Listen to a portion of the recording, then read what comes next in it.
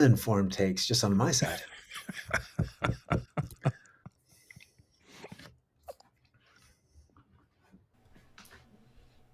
Oh.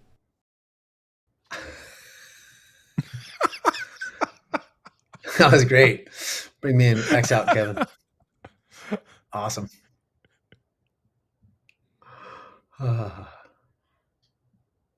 That'll be on the stream too. It'll be just you and I jumping in. I got a thumbs up in too, quick. Got replaced by the white guy. I know what kind of show this is now. Now it's diverse takes.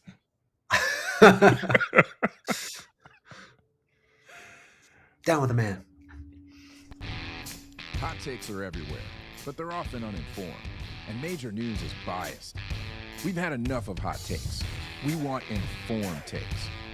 Join Kevin Brick as they have rational conversations about domestic politics, geopolitics, and military affairs. Things will get interesting as they bring in expert guests, even from across the aisle. Grab your favorite drink, get comfortable, and hop into the chat. It's time for Informed Takes.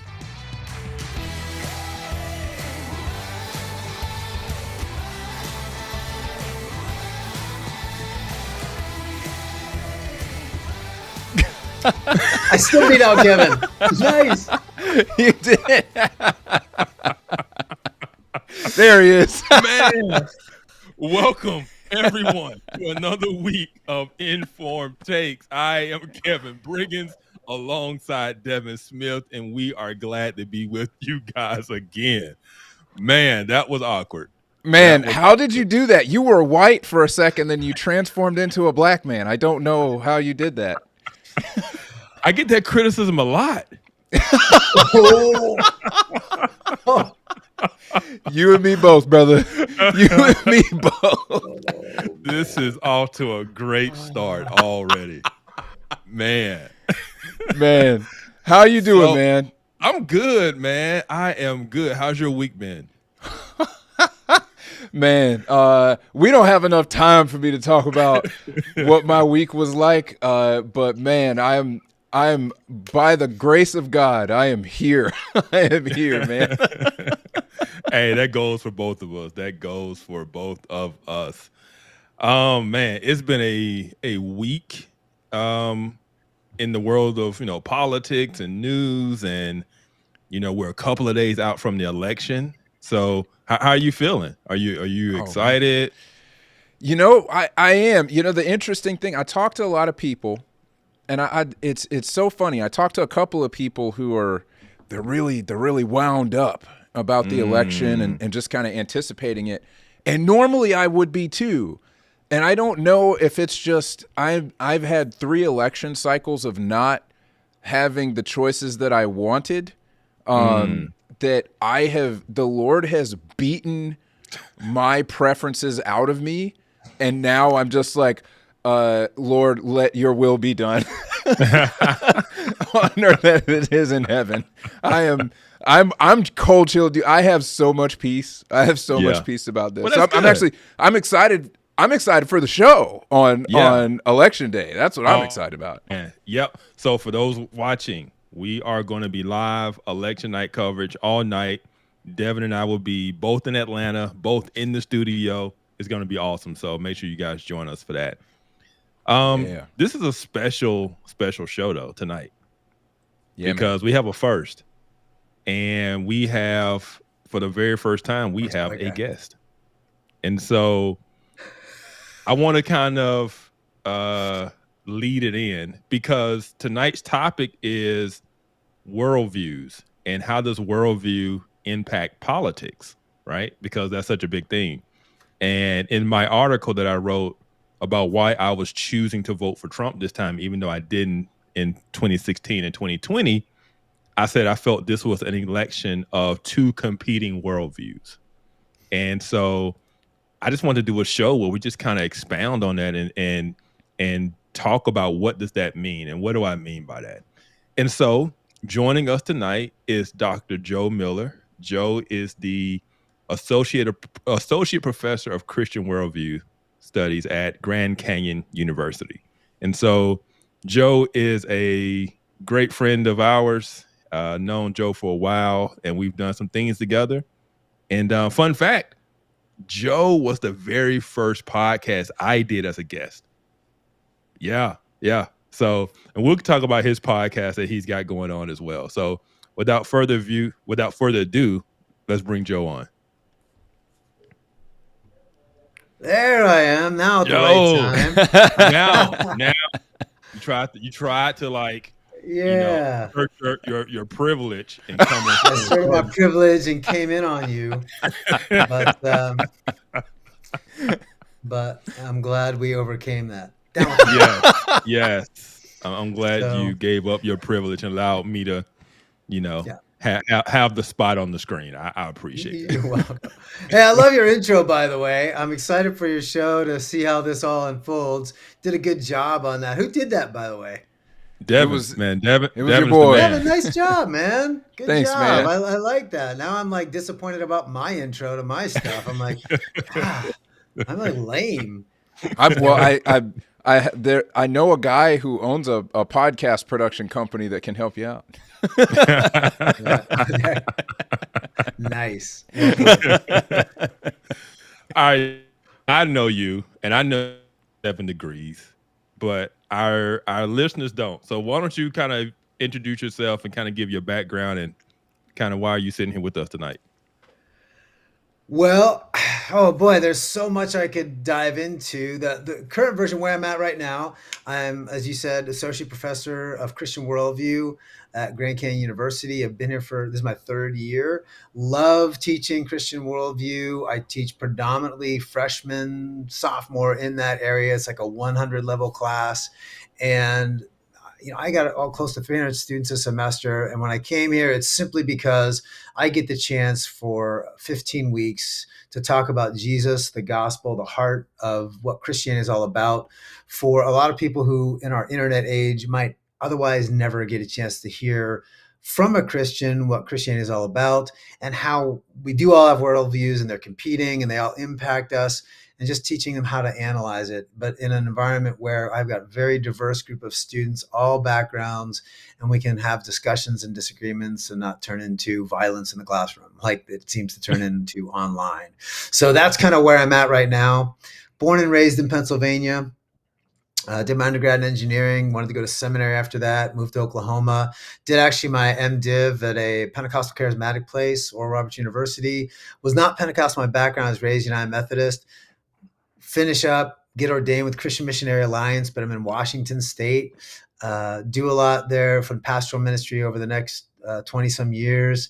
Get involved with church planting, but I figured, hey, I want to become Baptist to do that. So I planted a couple Baptist churches. And so did a few more masters and a couple doctorates along the way, and in all kinds of different things, love to learn. So, and I've lived in Washington, California, now Arizona and Oklahoma and Pennsylvania, all those places. So been lots of places, been around a lot of different kinds of people, and it all kind of shapes the way I see the world and what I bring to this conversation. Awesome. So yeah, I wasn't joking when I said Joe has 7 degrees. Like, I can't imagine.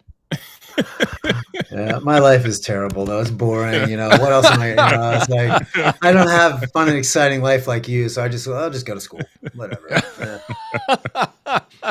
All right. So I'll start off the first question because I think it's a very important question. We've used this word a lot, the word worldview. What is a worldview? Tell our audience kind of what that is.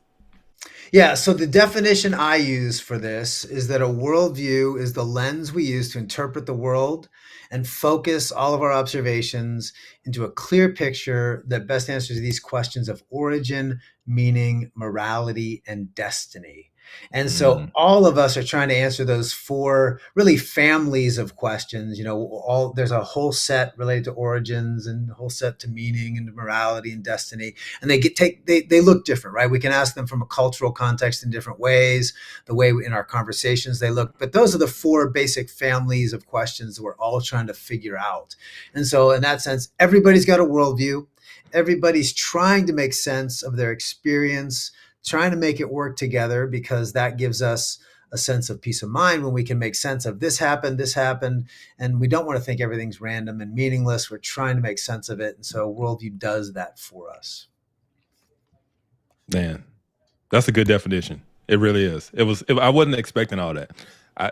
The first part, the lens in which we see the world, that's kind of where my education level stopped. You know.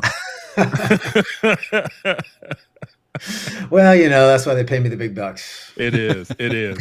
All right. So with that, and that lens, and us trying to answer, everyone is trying to answer those questions. And I see it a lot online. I spend a lot of time on social media, more time than I should, but that's where people are. That's where the exchange of ideas are. Mm-hmm. And you see this worldview idea playing out over and over again. Mm-hmm. How do you think worldview affects our politics? Oh, well, in every imaginable way, obviously. I mean, I don't think Yeah. there's a way that it doesn't impact. But if I take those categories like origin, meaning, morality, and destiny, I was thinking about how to frame this and dialogue with this about you guys tonight. So if I look at that concept of origin, meaning, I'm going to kind of throw those in one category for now. That sort of shapes our view of ultimate reality. Questions about, is there a God, right? Is there not a Mhm. God? And of course, that's going to speak to the value we get to human life, right? If I'm created by God in a Christian sense, then I'm made in his image, that idea from the Hebrew, B'Tselem Elohim, and that's going to shape the way I see other people. If I don't believe it, if I'm just a random collocution of atoms and stuff, and they all work together in random mutations over millions and billions of years, there's no God, there's no designer, then the way I see you is a random product of that process. You have no intrinsic value or worth. And so that's going to impact political issues like abortion, euthanasia, right? Mm. So that origins idea and meaning, where we get our meaning from, is going to obviously have a big impact on political issues like that. If we look at morality, our truth, it's our view of truth, right? How we're going to gain knowledge of what is true about the world, what is morally just or right. Concepts of justice fall into there. So that's going to affect how we establish what our ethical norms are. What are the things that we would expect of everybody? And this, I think, is really super relevant. We can dive into this later. Questions like, can I lie to win power, right? Do the ends justify the means? What kind of methods can I use to obtain power? If I believe in my goals are just or good, what options are available to me in that? So I think that morality piece obviously connects in that sense. And then finally, that destiny piece, our view of what happens beyond this life, right? What happens when I die? But that's going to impact our view, our obligations to our obligations to our fellow humans, right? Think about it this way, like, what do I do in secret, right? What can I get away with? What is morally just, not just in the way I live out, but in my personal life? So is it okay for me to be one thing in public as a politician, but can I live this double life? But if I don't believe there's a destiny where I'm going to be judged before God, well, who cares? As long as I get my power and my seat of power and people vote me in. But if I believe that there's a God that I'm accountable to, then it does matter what I do in secret and how that gets played out, which then impacts the way I treat the people on my staff if I'm a politician, or the way I think about the voters even. Do I see them as humans who I need to persuade with my words, or are they just dupes that I need to fool into voting for me? So all of those things kind of are shaped by that worldview lens. That's good. That's good. Devin, you got anything you want to jump in? I'm just really I'm really curious, as far as the way that you describe worldview. Do you ever find that? Do you ever find yourself talking to somebody who differs? They don't have a Judeo-Christian worldview per se. Do you ever find them disagreeing with you on what worldview is? Yeah, I think the idea of worldview, even though, especially in Christian circles, we use it a lot. It's been around for a while. I mean, it wasn't a Christian concept to begin with, but it kind of worked our way in, and Christians have used it for the most part, even though some Christians reject the idea of worldview. But we use it because it's a valuable tool of teaching something. And I think a lot of secular thinking doesn't necessarily incorporate that into all degree. Like if you study philosophy in a secular sense, you'll probably get it. But most people in most degree options don't do that. Whereas if you're going to a Christian education, chances are in a high school, even I got students that show up in the high school and they've had worldview courses in high school, which ironically the problem is convincing them that my class is worth their time. So I had a student last year, man. This is just fun, man. This student's a pastor's kid, and he came in and he's comes in like week 13 of our 15-week class, and he's failing my class because he just never came. And he's like, yeah, I just kind of figured like, I was raised, my dad's a PK, had Christian worldview in high school. I kind of figured I knew it all, and I thought I would be, okay. And I tell him day one, don't do this because you're going to come in 13 weeks from now and say, what can I do? And I say, short of building a time machine, nothing. There's nothing at that point. And I got to slide, and it's like I show him there's a time machine. I can't build it. You're not going to you're not going to pass. You're going to fail. And I said, I told you week one, I can't help you build a time machine. You're just going to have to go home and deal with your dad, right? But plus, like, man, if I had your high school, I could have waited all those years in 7 degrees. I could have saved all that time if I just went to this kid's high school, apparently, because I would have known everything. Right? That's always a problem. But I think for the most part, once people realize, I use an analogy of a ship sort of sailing through the sea, right? It has an origin, it has a destination, and you've got to know those, right? If I'm going to give you, Devin, a trip around the world, and I say, man, you won this trip around the world, you want to know what that origin is like, right? Not just where your trip is going to start from, right? If I give you a ticket and it's leaving out of Miami and you go to Port of San Diego, you're going to miss the trip. So origin matters. But who made the ship, right? If somebody made the ship and every ship they've ever made sinks, you don't want to ride. You don't want to take a trip on that. You want to make sure the origin, the maker of the ship, knows how to build ships. Meaning, morality, those kind of like the purpose of the ship, for especially meaning. Like if you're going to take a cruise, you don't want to take it on a cargo ship. You want to take it on a 60-foot pleasure yacht, right? That's the meaning for which the purpose for which it was made matters.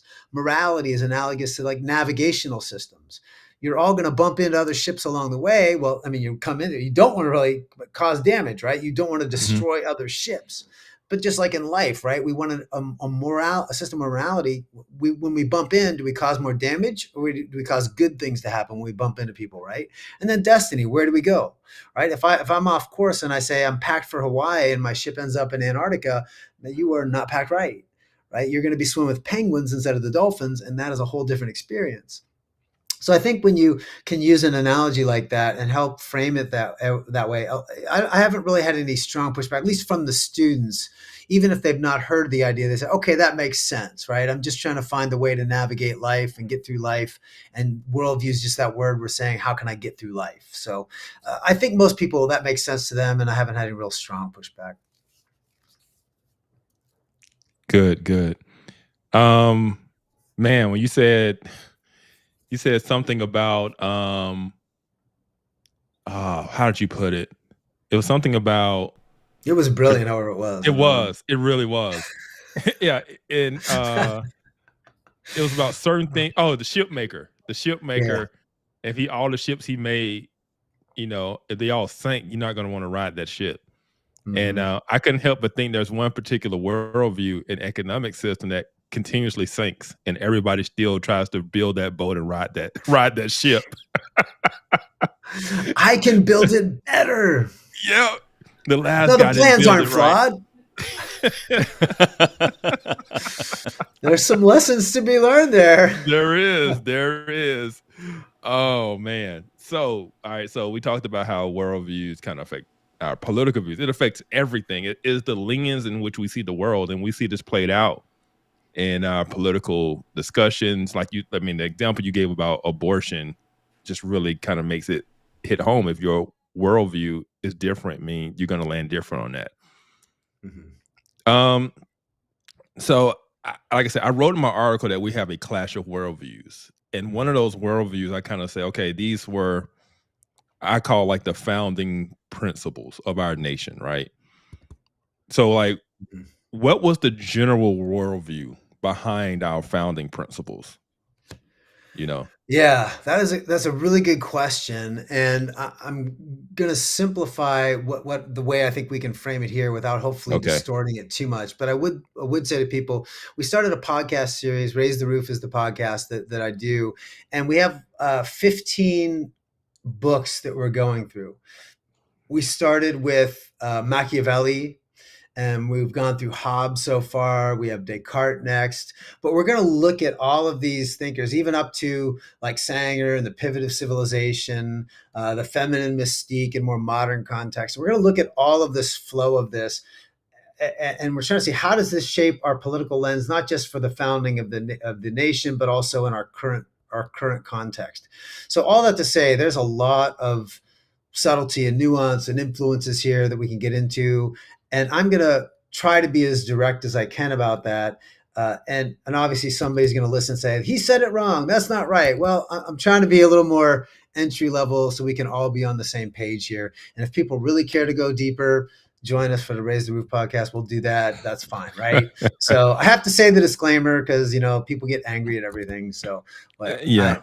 so that said, I think in our found I kind of divide that into two aspects of that worldview that dominated, uh, and the first is the spiritual part of that worldview.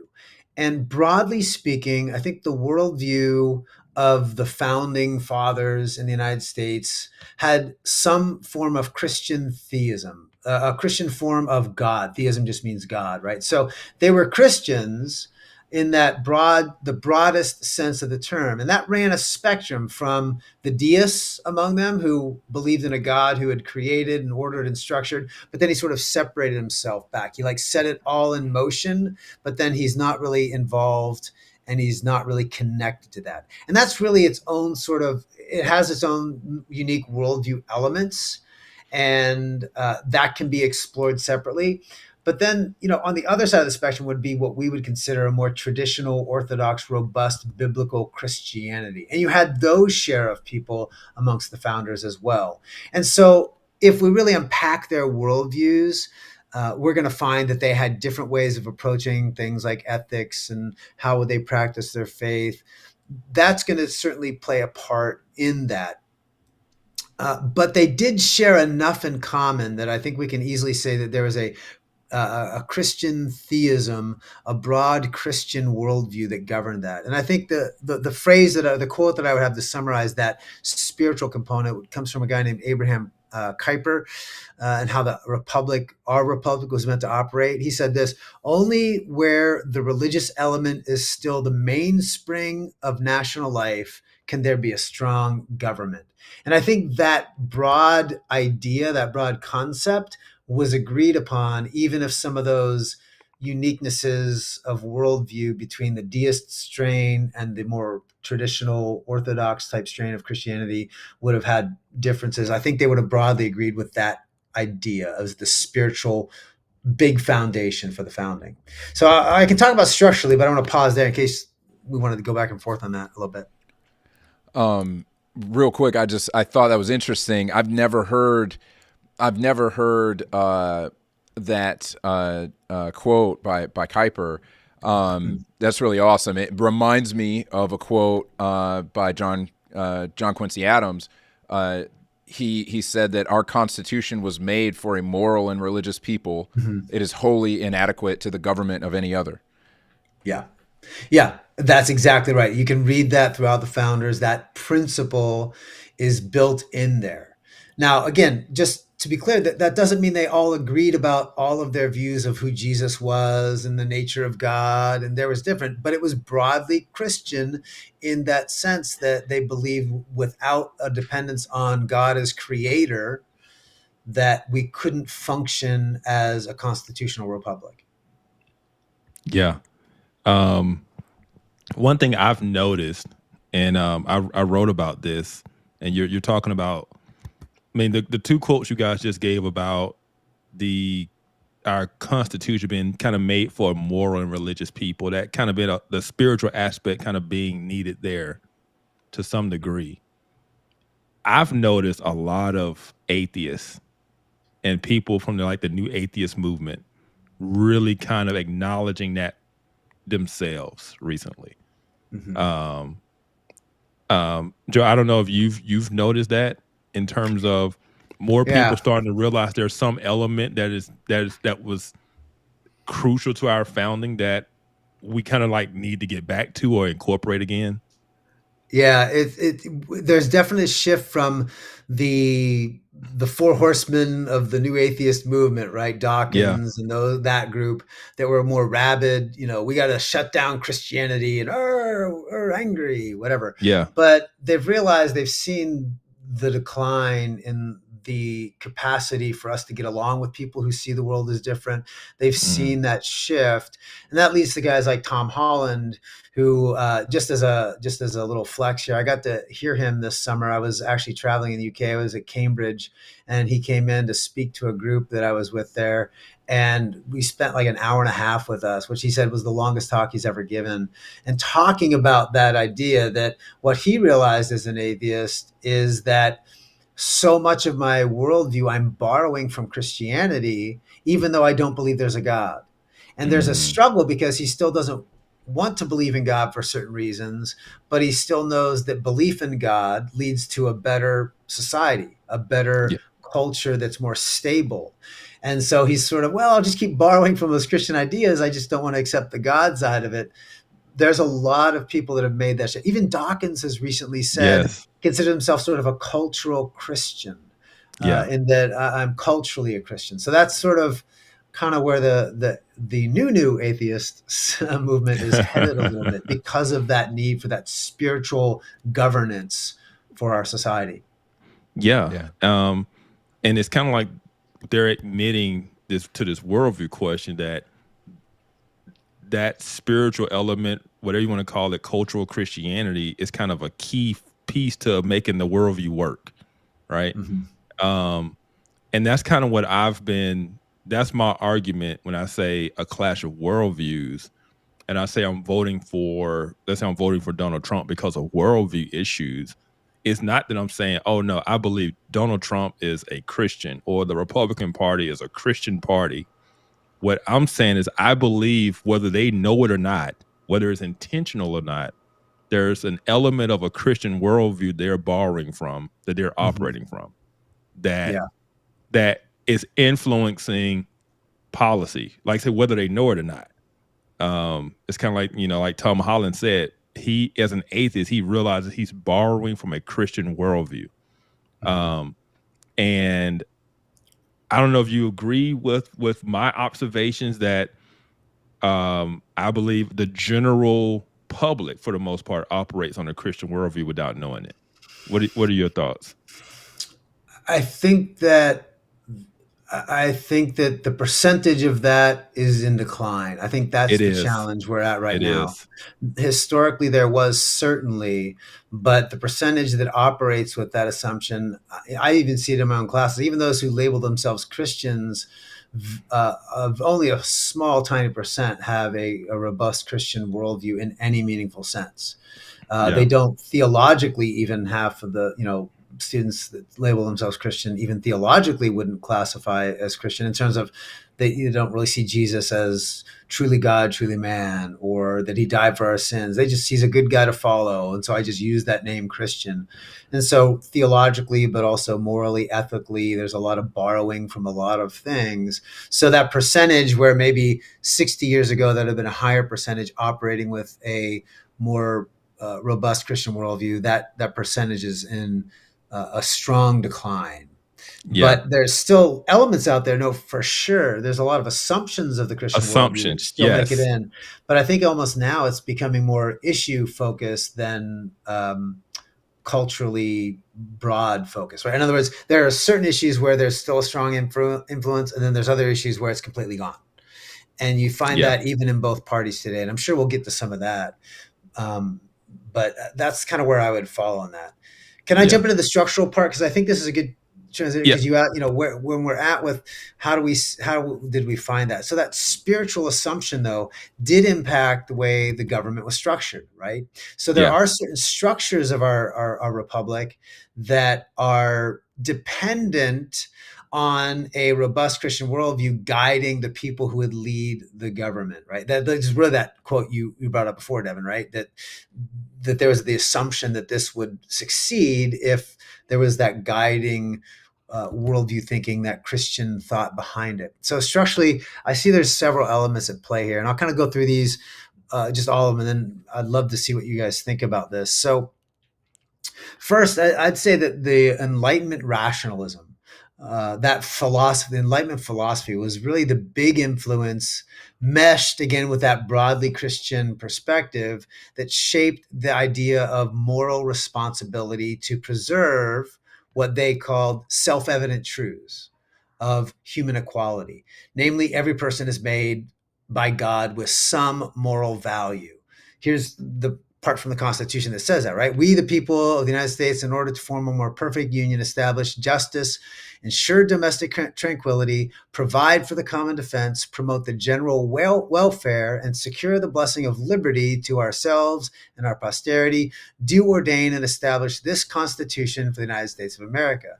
So those ideas that were there for the common good, the equality, all of those things, were assuming in that origin piece that there was a God who created us with some intrinsic value. The second piece that was built in structurally is that they believed that it was unjust to infringe upon the God-given, what they called inalienable rights of others to life. And that is actually an idea that goes back to somebody like Hobbes, who was a big influence on a lot of those early founders and their thinking. So this inalienable rights, though, that we can't infringe on those. That is a life, liberty, and the pursuit of happiness. John Stuart Mill was also an influential thinker. He said this: there should be different experiments of living, that free scope should be given to varieties of character short of injury to others, and that the worth of different models of life should be proved practically when anyone thinks fit to try them. So their view of liberty and happiness especially was really predicated on the fact that, hey, everybody should be able to try what they want. As long as what they try doesn't infringe on somebody else's, let them have at it. Every state was a laboratory where different ideas could be tried. Every community could be its own laboratory of experimentation. And then you and I get to watch it happen and say, oh, that worked out well, I'm going to adopt that. Or, oh, that did not turn out well. We talk about that with, the marijuana thing, making it legal. We can see it like, okay, go ahead, legalize it. What do we see the effect is? Oh, that's bad. Okay, let's not do that, right? So the key for this point, though, is, and I think we'll have to come back to this when we compare a little bit the more progressive stuff, is the common good in that constitutional origin is the common good is preserved by protecting the individual and their rights. So the individual is, when we protect the individual and their rights, then the common good is accomplished. Okay. So the third piece to that we can come into is that the rights led to belief in non-government organizations as the vehicle for doing good, right? Government was not to be the end of everything. It was just sort of a framework, a loose framework that should be open enough that allow all these different communities to conduct their own experiments of how would we help people protect their dignity and their rights. So in that sense, God delegates authority to distinct spheres of life, and then each of those possesses inherent sovereignty and independence from the state. So the family has its own sphere of influence. It's sovereign and independent. The church, community organizations, businesses, all of those could thrive within this constitutional republic because they were considered independent of the government and could therefore function and better enable the life, liberty, and the pursuit of happiness. So those are the three big things that I think structurally flowed out of that broad Christian worldview. Yeah, that's interesting. And I will say you will only get that type of information on Informed Takes. I'm just going to throw that out there for the audience. You are informed, and also Raise the Roof. Yeah, which I love. The title. I love the title of that podcast. Thanks, man. I worked on that for a while. I was like, I was so happy when I came up with that. I was like, this is cool. I mean, outside of the fact that it shows our age, you know. Yeah, exactly. Everybody under 40 doesn't understand that, but I don't care. That's so awesome. Who cares? It'll come back in style. Everything always comes back in style. It And plus, does. I changed the spelling Raze to tear I off the oh roof. It's a Schaefer thing. So I just the play on words and the imagery, like a man, party, woo woo. boom. So I don't know, man. I love it. I love it. Yeah. Hey, but Devin, do you have anything on kind of what he just said? I know you are, and to me, what he was saying kind of aligned with kind of where I know you land on some things. So, do you have any thoughts Absolutely. on that?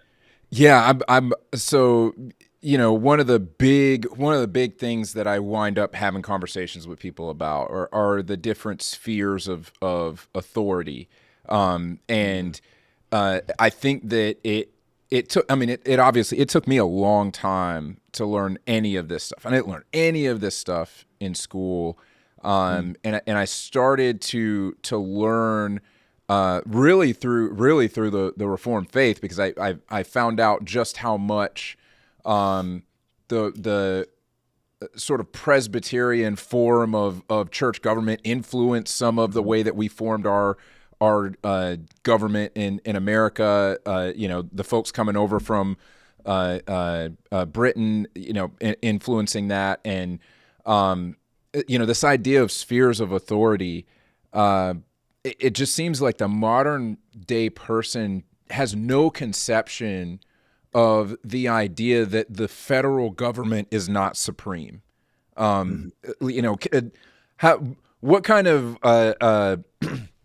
what kind of interaction do you have with students and just other people on that? Yeah, so in my student side, I don't do too much in the structures of the government. I mean, like today we're talking about justice and the concept of biblical justice and how it's distinct from other conceptions of justice. So there's some crossover with how I deal with how we should perceive politics and those sort of broad ideas. But I don't really talk about government and structures so much with them. So I really don't have, unfortunately, those conversations with my students. Now, outside of that, with other Christians, I do think there is a struggle culturally, and I think this is a problem on the left and the right now, that there is an unfortunate trend, a push towards the government is all powerful, especially at the federal level. That the states, even the push towards states' rights, often we distort the meaning and the value of that through the lens of segregation and the South fighting for, oh, we have rights, it's our rights, so, and we want to keep slaves, and so therefore the assumption is that states' rights is a code for white supremacy or something along those lines, right? Yeah. So that sort of has built itself into the ethos of our culture. And so even those that are on the Republican right side often are afraid to talk about that issue because it's sort of considered a dog whistle, right? Everything's labeled a dog whistle these days. It That's is. another dog whistle, right? So I think it's hard on either side to promote a limited government because they don't understand that a limited government was designed to be the powerful framework to which we could then safeguard liberty and protect people in a more robust way and in a more efficient way with our money, with our service. And service wasn't about I gave to the government through my taxes. It did require sacrifice on my part, which is far closer aligned to the biblical concept of service. Like I have to have skin in the game for it to be meaningful works of good and kindness to others. And so we lose that the more we centralize that in a Washington, D.C. place, we become removed from our own moral obligation to care for and love the neighbor. So I think that broadly culturally and even in the Christian realm, you see Christians fighting for a more powerful, robust central government because this is going to be where justice, God's justice, can really reign when we have a government that can control everything. And that is becoming a problem. Yeah.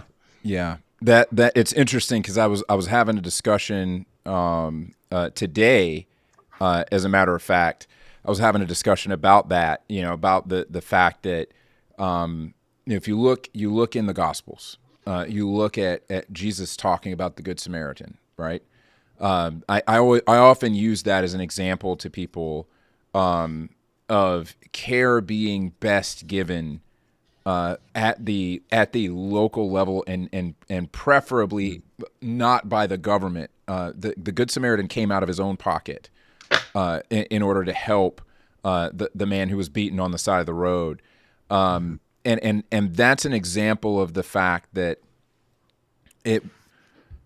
there isn't these degrees, there aren't these degrees of separation between me and the person who needs help. And if you look at history, it's historically been the church that has been the hand of mercy, essentially, setting up hospitals, et cetera. A lot of these things that we kind of take for granted in society now, the church kind of set those things up. It was the church that set the precedent for how those things were to be done.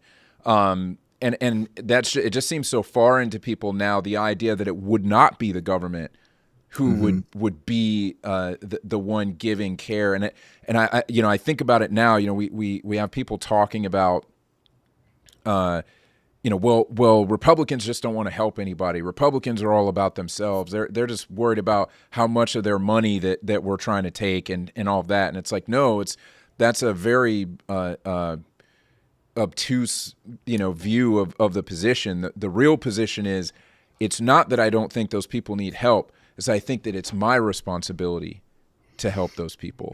It's not the government's responsibility. I don't get to take money out of your pocket to do that. I got to come out of my own pocket. You got to come out of your own pocket. And then that person that we're helping has a level of accountability to their community, as opposed to just getting a check from a nameless, faceless 3-letter agency. Exactly. 100%. Where I think that is built into that founding system because of the assumption, that broadly Judeo-Christian assumption, that worldview that shaped the spiritual side, then shaped the structural side. And so that's evident there. Although, again, there's a lot of other influences, a lot of other things, but that you can see the thread of that traced through. Yeah. So with the flip side of that as you remove that Christian foundation and that religious and that spiritual element of it, it's the flip side of that is, now you need bigger, stronger government, right? Because you don't have that element of, everything you guys just walked through. Yeah. When people become more driven by, ego center, the self becomes the center in that non-Christian world. I become the center of the universe, so to speak. And we have a very narcissistic culture where my self-awareness, my identity, my satisfaction, we look at the pursuit of happiness as a selfish thing, as opposed to a communal thing that has obligations that filter down into the community. That goes away and now becomes about me. And so there's not much of a compulsion for me to do it, especially when I can say, well, I gave it the office, right? I gave my taxes. That's what my taxes are for. Why should I care about this?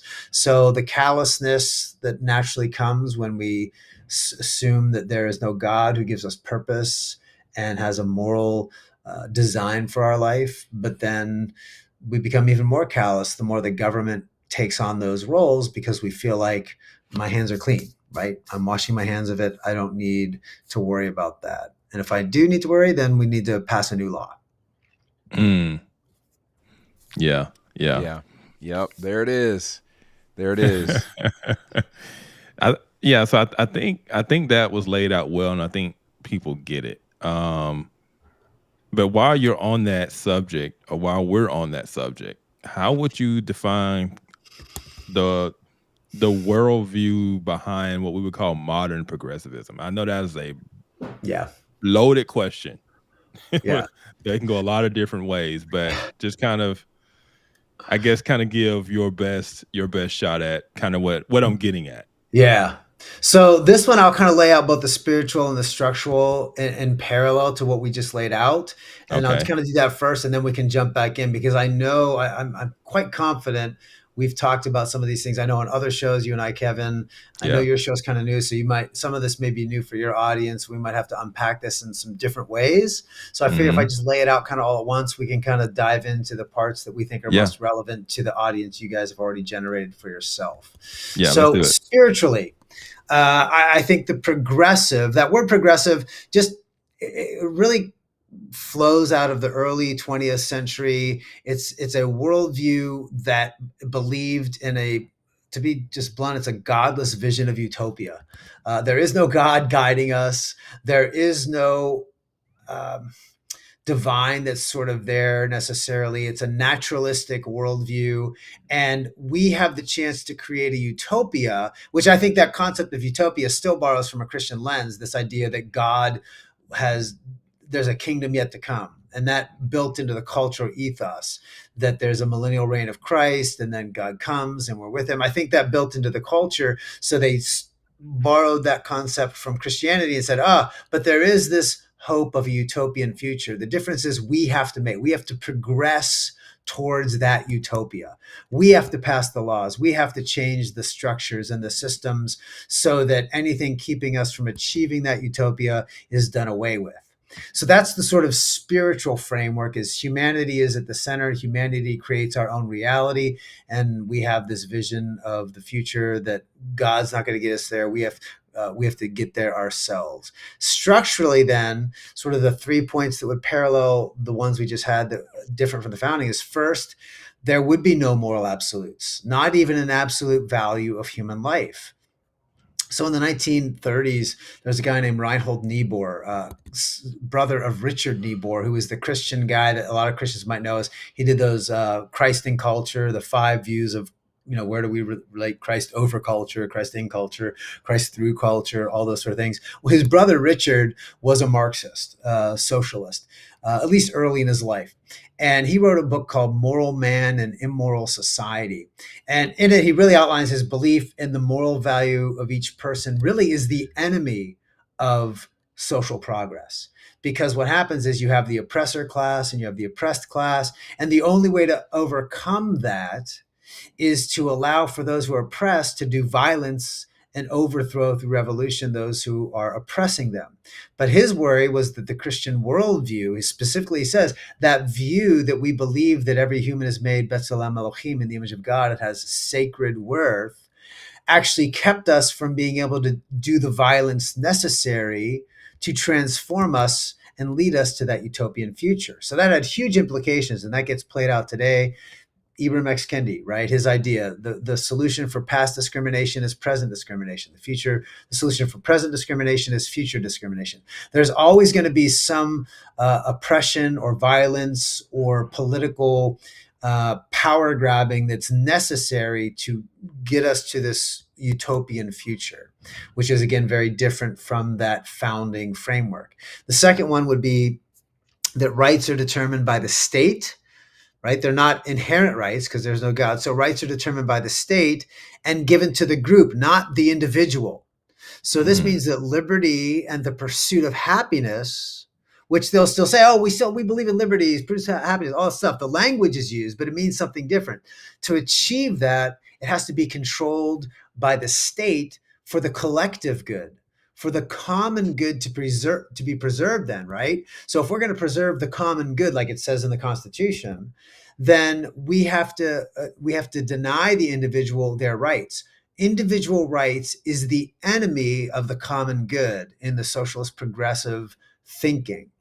Okay, so that flips that idea on its head. And then the third piece there is that really there's no distinction between the state and the private institutions. Private property, business, industry, all must belong to the state.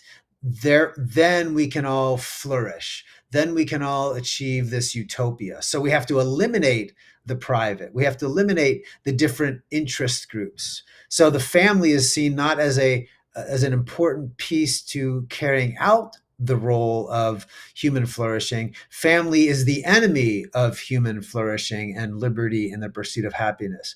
And saying you have your sphere of influence means we're competing for limited resources. That's the enemy of the utopia. So we've got to eliminate all those separate spheres of influence. We have to have one shared sphere, which is the government. And they are going to then decide how this future is going to be lived out as a community. They'll decide who gets what rights, who gets to do what in what context.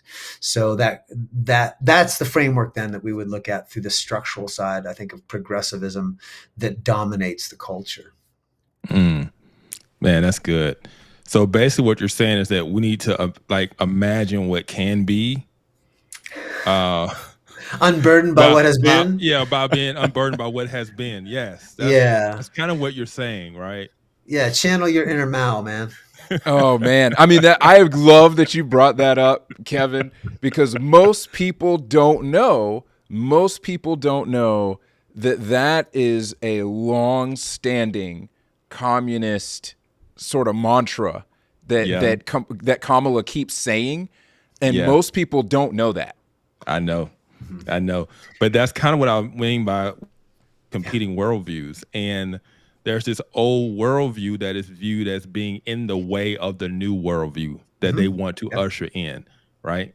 And these two worldviews are clashing, and that is really what we're seeing in our culture, right? And we're seeing it in our culture, we're seeing it in our politics, and at some point, my concern is that these two worldviews don't reconcile. These two worldviews don't just say, okay, well, let bygones be bygones, or they don't agree to disagree, right? They are opposed to one another. They are complete opposites, right? As Joe just beautifully laid out.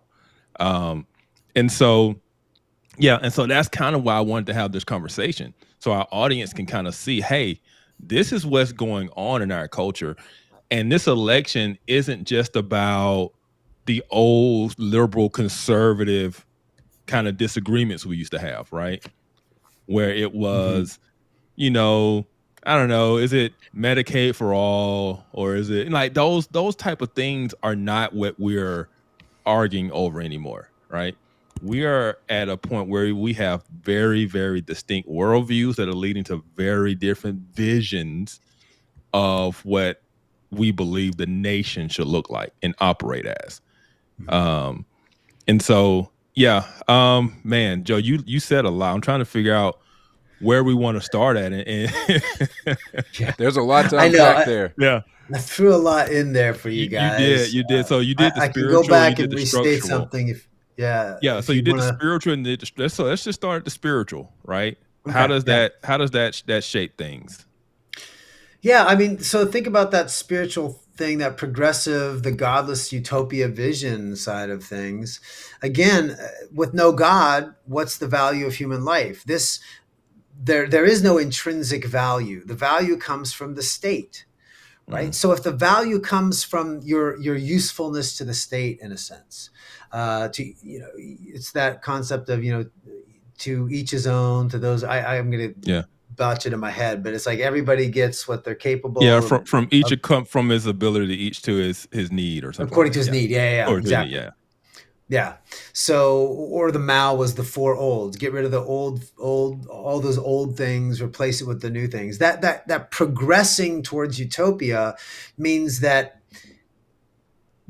any individual who stands in the way of progress becomes an enemy of the collective, of the good.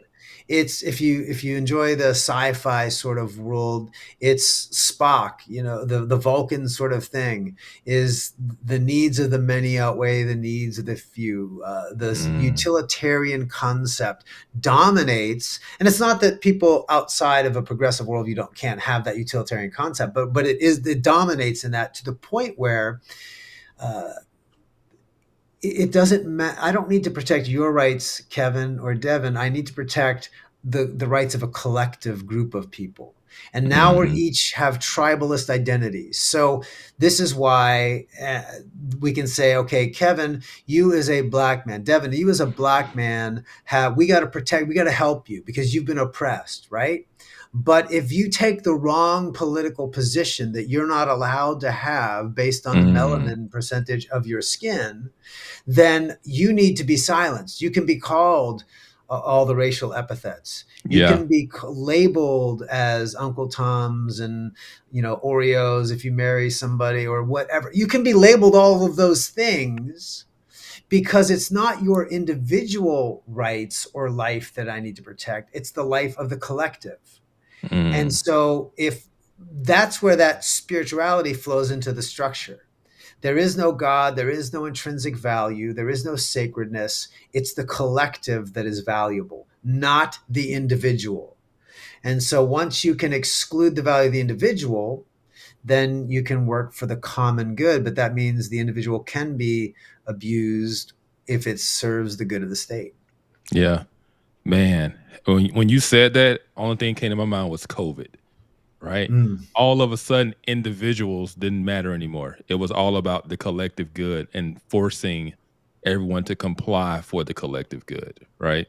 It was no longer about, hey, you do what's best for you, you make your choice, your individual rights. That was put aside for you must comply. And it was always for the collective good. Or in Christian circles, they spun it and said, love your neighbor, right? Yeah, I know. It was wild. There was a lot of I don't want to call everybody who did that. I don't want to say that they were all virtue signaling. There were some people who I respect who did that. And some people, some of it was well-meaning. Some of it was. Yeah. And one in particular I'm thinking about, he came around. He came around and realized, like, okay, no, that's not what this is about. And so COVID, I think it's a good example, Kev. Like, I mean, COVID was one of those situations where we saw the worldviews clash really hard. Yes. That was, I mean, to the point that, I tell people that the mask was the progressive version of the MAGA hat. I mean, that's what it became. It was a solidarity thing. They didn't care whether it worked or not anymore. It was a signal that I am a good person. That's what it became. You're right. You are right. And I read stories in the media that there were people who would, even once their doctors told them they didn't have to wear the mask anymore because they were double vaxxed, right? They would still wear it because they were afraid people would think that they were conservative, right? And so, it did become like the signal. The other thing, Joe, when you start talking about intrinsic value and what is your good to the state in terms determines your value, the first thing came to my mind was abortion arguments, right?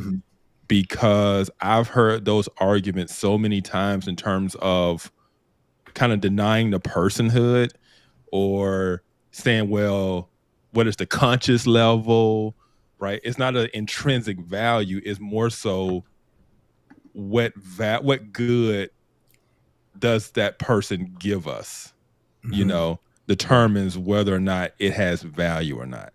Can it talk? Does it have consciousness yet? Does it it's all of these measuring sticks as to whether it has value or not.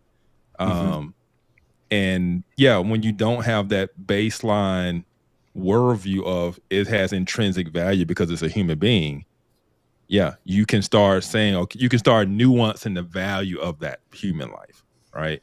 To determine whether or not it's expendable or not. And so when you were saying that, because I've had those conversations recently, because Devin likes to make me put stuff on social media that gets me in trouble. Nice. It's the best way to do it. You knew what she was getting into. but another big one that a lot of people they would like to think this can't happen again. And I think that that's not true. Mao Zedong estimated to have killed around 65 million of his own people in the pursuit of the socialist utopia. Yeah. Because they're expendable. Because in that worldview, absolutely, they are rabidly anti-God, and therefore humans have no inherent value. I'm sure that Joe, you probably know way more about this and the history around the ramifications of that belief than we do. I'm interested in your thoughts on how that stuff plays out. Yeah, I think just to create a distinction though too between what gives us value, right? The language I use is when we look at Genesis, we see that we're created with both intrinsic value and instrumental value. And I think the image of God is both. It's the inherent nature of who we are, but instrumentally, God cares how we use our bodies, right? Mm-hmm. So we have both. Now, sin, it sort of broke us instrumentally. We're no longer able to do the good works that God created us to do because we're broken by sin. But intrinsically, we still have sacred worth. We are still made in God's image.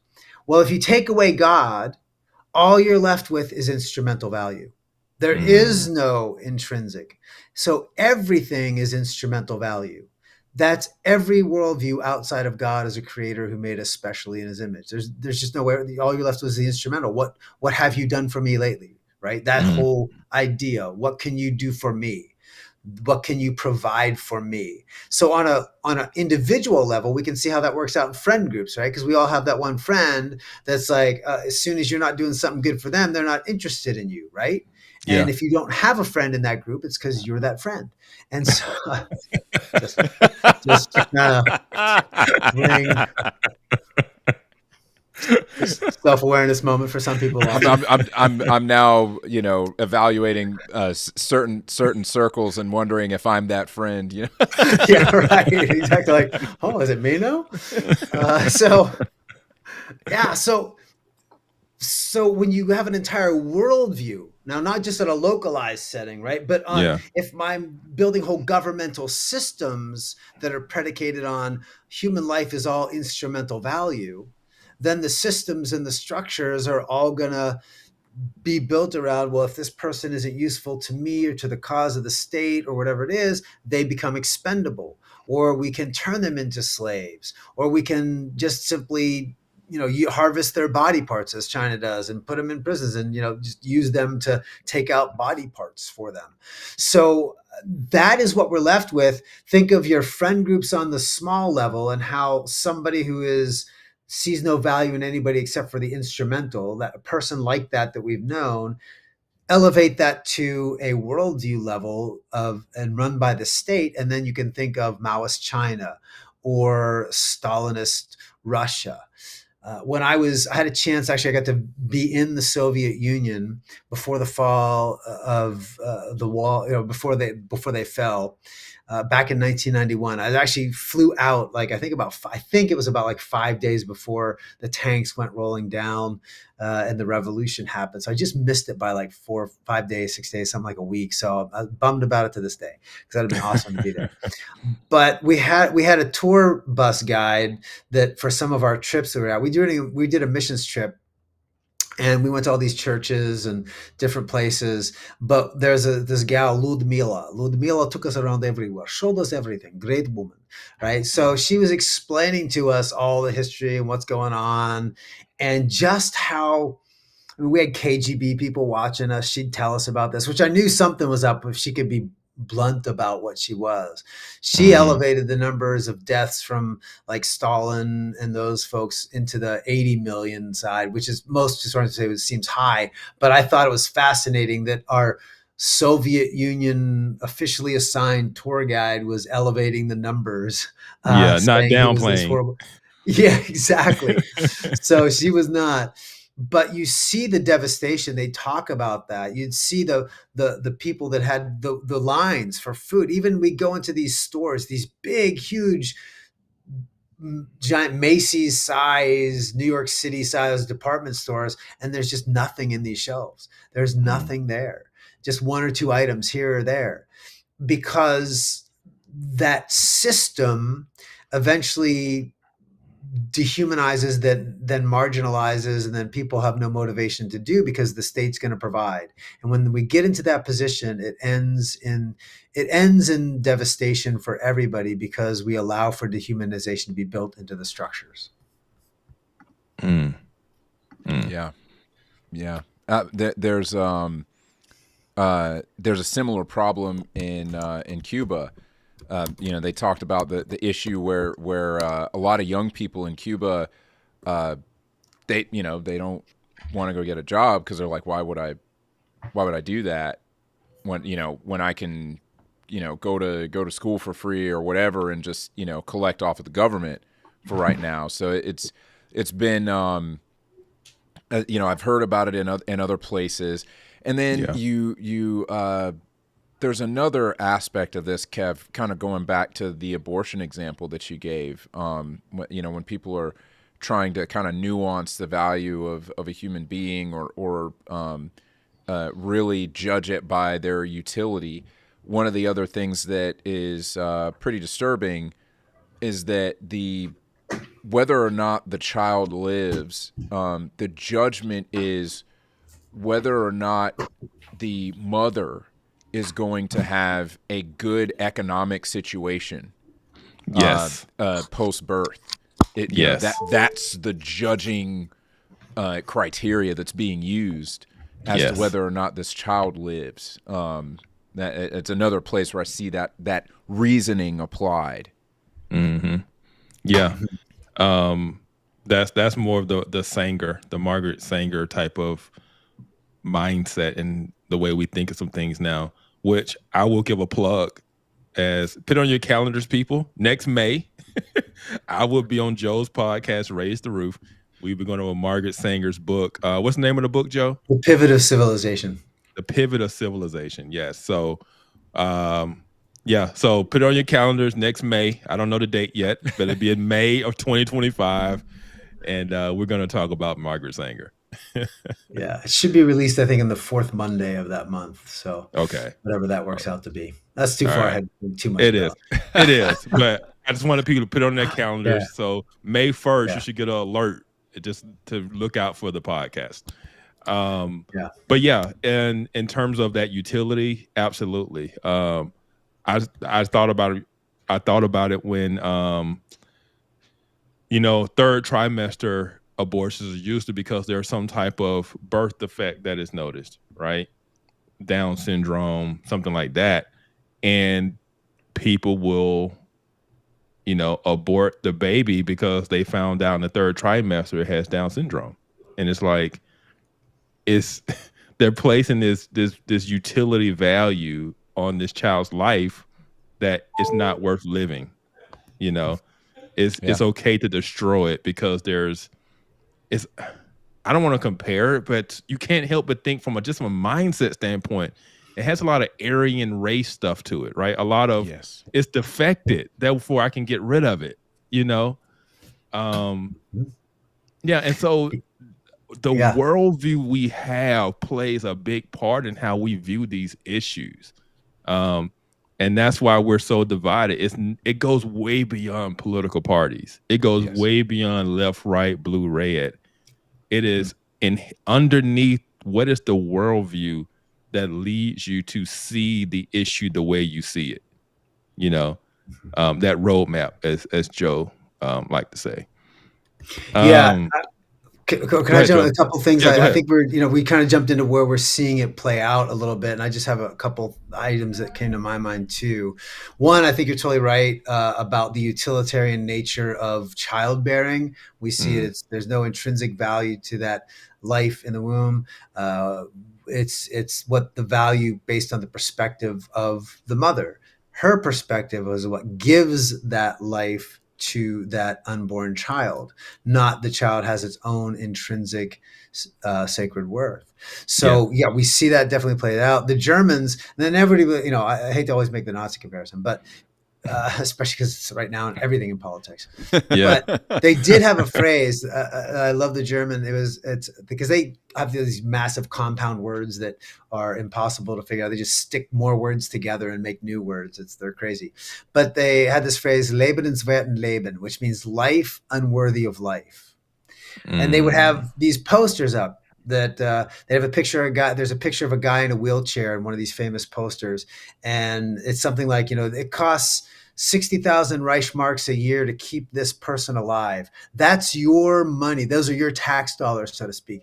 Couldn't we have better things to spend this money on?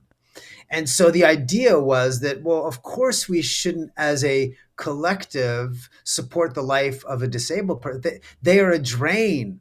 They are not a support to society. So we're gonna justify eliminating them in some way, whether withholding medical care or concentration camps, whatever those might be, because their life is not worthy of life.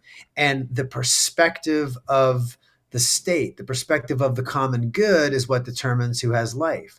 So it doesn't matter if we say that it's the state that determines it or if the mother herself determines it. We're all saying human life has no intrinsic value, and somebody else gets to determine what that is based on their subjective criteria. Yeah. But that idea of the collective, though, just throwing other things in the hopper. I'll throw a couple ideas out, and you guys can decide which of these, if any of you want to talk about. But I think historically, the progressive left really has no more constraints on the use of lies, because there is no such thing as objective truth. Truth is what's convenient to achieve the goal of the utopia. So we Yes. see a lot of outright lies, and we see this from the left, progressive left, especially towards Trump's ideas. There's good people on both sides. That has been debunked by a million people, but still gets promoted by both Biden and Harris. We've seen him, just one that happened, what is it, yesterday, where he was saying, hey, all the sort of the war hawks on the Republican side are supporting the Kamala. And so, but hey, let them be the one up at the front lines. Let them be the one with the guns pointed at them and see how they like Yes. it. And that gets turned into Trump threatens death to the left and Yeah, all these people. we were going to But talk that about was that the 'cause common frame. That's like the yeah. common statement. I'm going back to the early 2000s from the left, who was concerned about war hawk Republicans, actually Cheney, the same one getting us into it now, about Cheney not, willing to put other people at risk and not his own. Said, hey, let Cheney put himself there. Let him put his kids there. So that is normal political rhetoric that is Yes. out there. And now Trump's not the most eloquent speaker, so he can kind of say it in awkward ways. I get it, who cares? But the framing of it is standard political fare from the left, when they used to care about getting us into forever wars. But now, because it's not politically expedient, they're willing to deceive the public about we've never heard rhetoric like this ever before. So I think we see that from them, because from their worldview perspective, they aren't lying. They are Yeah. achieving the greater good. So when you say, even to say that they're being hypocrites is not true, because they don't see it as hypocrisy. They see it as, this is justified by my own moral end that I see is greater than, and that end justifies this means. Yeah. And I think that's what bothers me so much, because I was going to talk about the Trump stuff later on in the show. I finally looked at it, shortly before we came on, and I couldn't believe it once I read the quote. I couldn't believe the headlines I had read and the articles I had read on it gave me none of that. I'm like, they have not even misrepresented. They have completely lied about what he said. Like, it blew my mind. It was so blatant. That's not what he said. And I didn't know that, because the first thing I got was the news articles about it. And so I was like, oh, man, he said something crazy, And then I read the whole quote finally, and I'm like, that wasn't crazy at all. That made perfect sense. And there's no way to misunderstand that. You have to intentionally take that and make something out of it that's not what he said. And so what bothers me so much about the current political climate, and what makes me so one-sided, because I am one-sided, I will put that out there, it's because what we just talked about and how the left irritates me because I see them intentionally lying, and I'm someone who cares very heavily about what is true. And when I see someone continuously just outright lie, it drives me crazy, right? Mhm. Trump can say something totally stupid. I'm like, oh, it's stupid. But the intentional coordinated lies through an organized structure of media and talking points, and I hear other people regurgitate those talking points and believe the lie, and I'm trying to stop the lie from spreading, it just it bothers me. And so that is kind of what I hate to be one side. I hate to be so partisan, like, because it's not like, oh, the other side is so great. I'm just, where's my red MAGA hat? It's like the left is driving me crazy because they're horrible. They are so dishonest, right?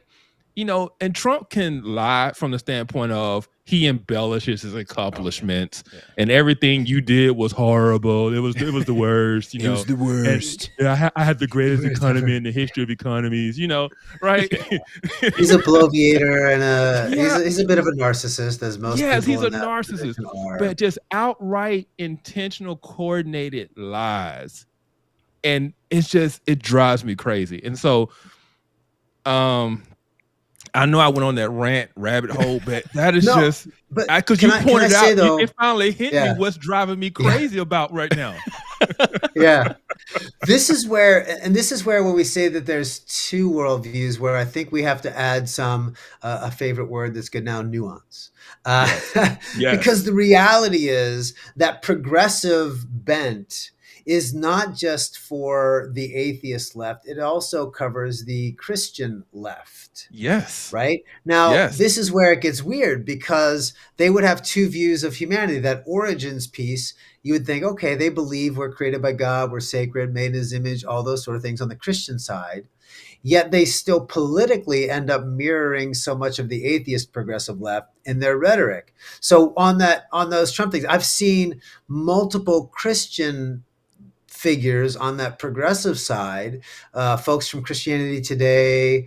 David I'll throw out French. names. David French has That's done that. No, that. that's what got me today I think because Phil Vischer is kind of in yes, that camp for a lot. I didn't see any 100% in that camp. specific Yes. about this issue, but I know on others he has. Well, they'll parrot these sort of headline responses, say, "Oh, you can't be a Christian. How could you not see this?" And I'm like, yeah, because I watched it. I'm not saying I love Trump. I'm not saying the things he says aren't sometimes kludgy and horrible, and sometimes he does. I've been the first since 2016. He does use at times dehumanizing language that I oppose greatly because I don't think it serves the political ends that I would want to see as a Christian, even if it's dehumanizing language towards, like, say, MS. What is it? MS 16. What is MSNBC. the no, MS-13. not Oh, no, MS-13. MS-13. Yeah, MS-13 gangs, right? He called them animals. I've never been a fan of that language, even for criminals, because of the historical use, that naturalistic Darwinian framework that we see humans are just highly evolved animals. I think that framework is so destructive to that biblical worldview. I'm very sensitive to the fact that I don't care if I like somebody or not. I don't think it's healthy to use that language, even if you don't intend it as dehumanizing, because it trades in that historic language that's been used through the eugenists and through others to dehumanize. So Trump has used that language. I get it. That's the background he has. Yeah. I will speak out against it when he has it. But that doesn't mean I get to make up lies about him, Yeah. which also is a form of dehumanization. So if I'm going to be a consistent Christian in my belief that all of us are made B'Tselem Elohim in the image of God, and that they must be valued for who they are, I even have to take somebody I disagree with and treat them as valuable, and I devalue them when I lie about the words that come out of their mouth. If Yeah. Trump is an evil guy, I shouldn't have to lie about anything. That's the first Exactly. problem with that. But the second Exactly. problem is it does dehumanize. So it's the same dehumanization the progressive left and the progressive Christian left are doing to Trump, but they feel justified in doing that because they see him as this great enemy. But there again, that's Christians adopting the ends justify the means mentality for what they believe is the Christian moral good. but that's not a Christian moral means to get to that Christian moral good. So it's very Mm. problematic. Yes, it is. That I love that you're talking about the folks who proclaim the name of Christ, um, who identify a lot more with progressive values, because there is an inherent conflict of to use Thomas Sowell's language there, that there's a conflict of visions there. And so I'm curious about your thoughts on how is it that somebody, I've got some ideas, but I'm really curious about yours, Joe. How is it that somebody can claim that they hold the faith, and that the scriptures are the rule of faith and life for them? How can they do that and sign on to a lot of these progressive positions? How do you think that happens? Yeah, I think that's why the premise of the show and you bringing me on, I appreciated the invite from you guys, because this is, I think, where the concept of worldview can help us. We can realize that that our worldview can cloud us, that can put up blinders on us, right? That can keep us with a certain vision. Remember, like how you go to the obstetrician, what is it? The eye doctor, Optometrist. right? Optometrist, right? I almost said obstetrician, and that's not the right one. So that's a whole different kind of doctor. Uh, Trust me, I'm a doctor. That's a different kind. So, so go to the optometrist, right? And they have those little glasses thing, like A or B, one or two, and they have these lenses that flip, and you're trying to figure, oh, I think this is a little clear or not, right? So worldview can do that for us. And if, like you said, Devin, if we don't have the scripture is not a competing worldview. The scripture is the instrument that clarifies our vision.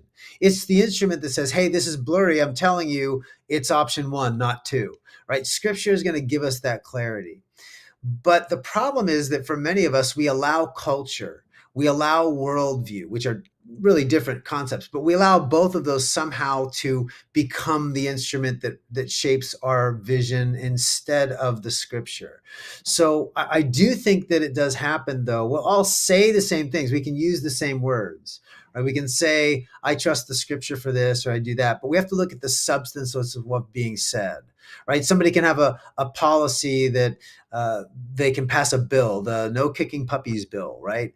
But what's it about? Well, it's actually about welfare reform. Well, why is it called the no puppies kicking puppies bill? Because we don't want anyone to vote against it, right? You put a label on it, but the substance has nothing to do with the label. We can do that with our faith as well. I trust the scripture. It's my ultimate authority. Okay, well, give me an example. What do you mean by that? When we look at this passage or that passage, or you end up in a position then where you're like a popular guy, Andy Stanley, who says, well, we have to unhitch our faith from the Old Testament.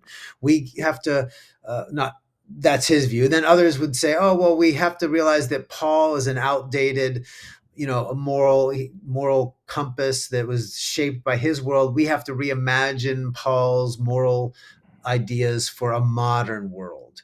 So you get these concepts saying, well, oh, sure, I trust the scripture, but we have to update it. Well, then you're not saying the same thing that I'm saying. So there's a lot Yeah. of that happens in this context, where culture ends up, or worldview ends up, defining a lot of the same terms that we use. So we use the same language, but we're really defining it based on different authorities that we've put in front of us. So I think that's part of what's happening in this context that we're dealing with this, even for Christians.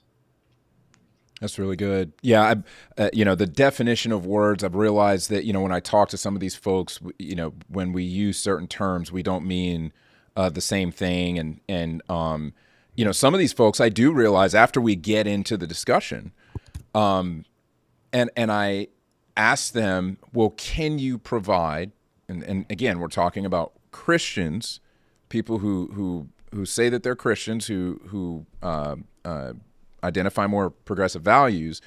I asked them a question: can you provide me some scriptural backing for your position, because I think that this scripture and this scripture pretty much tells us that we can't go that way. Can you provide me with some scriptural backing for your position? And now I'm thinking of a person in particular, where they're like, well, I don't know that I trust the Bible that we have. Like, that's the thing that I'll start to hear. And of course, at that point, their confession is in question, in my opinion.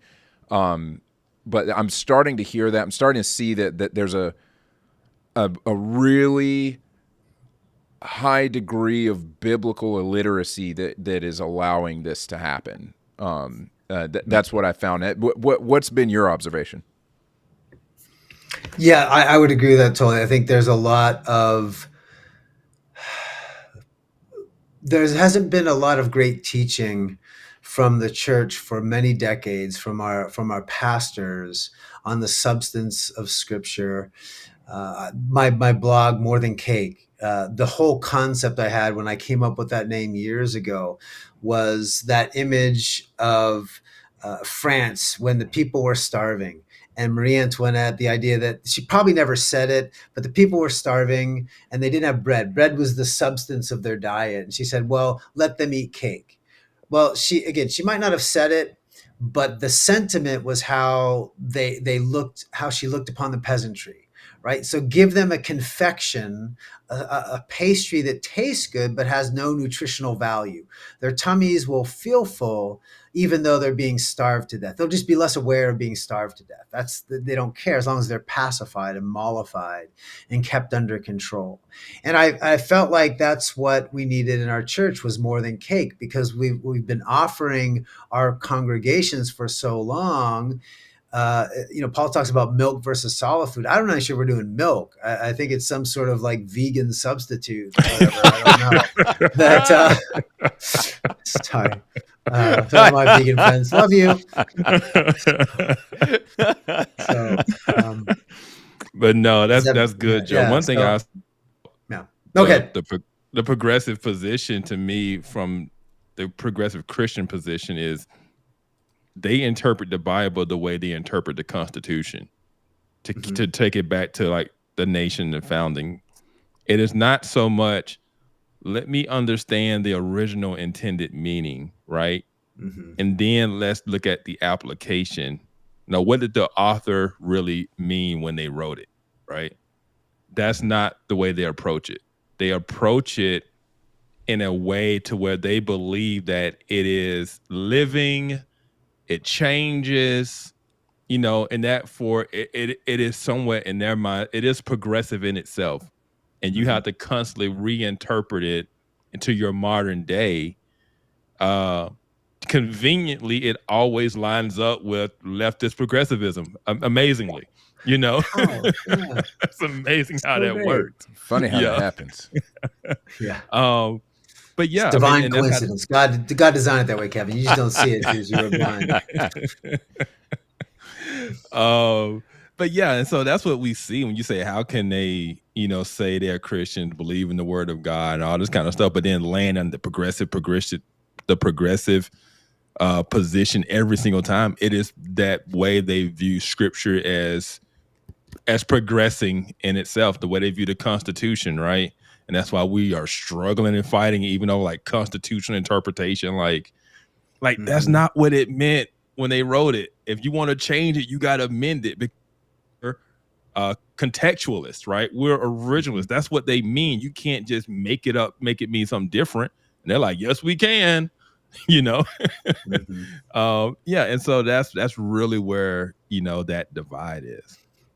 All right, Joe, so I have some other questions, but I know have we not hit on something you wanted to hit on?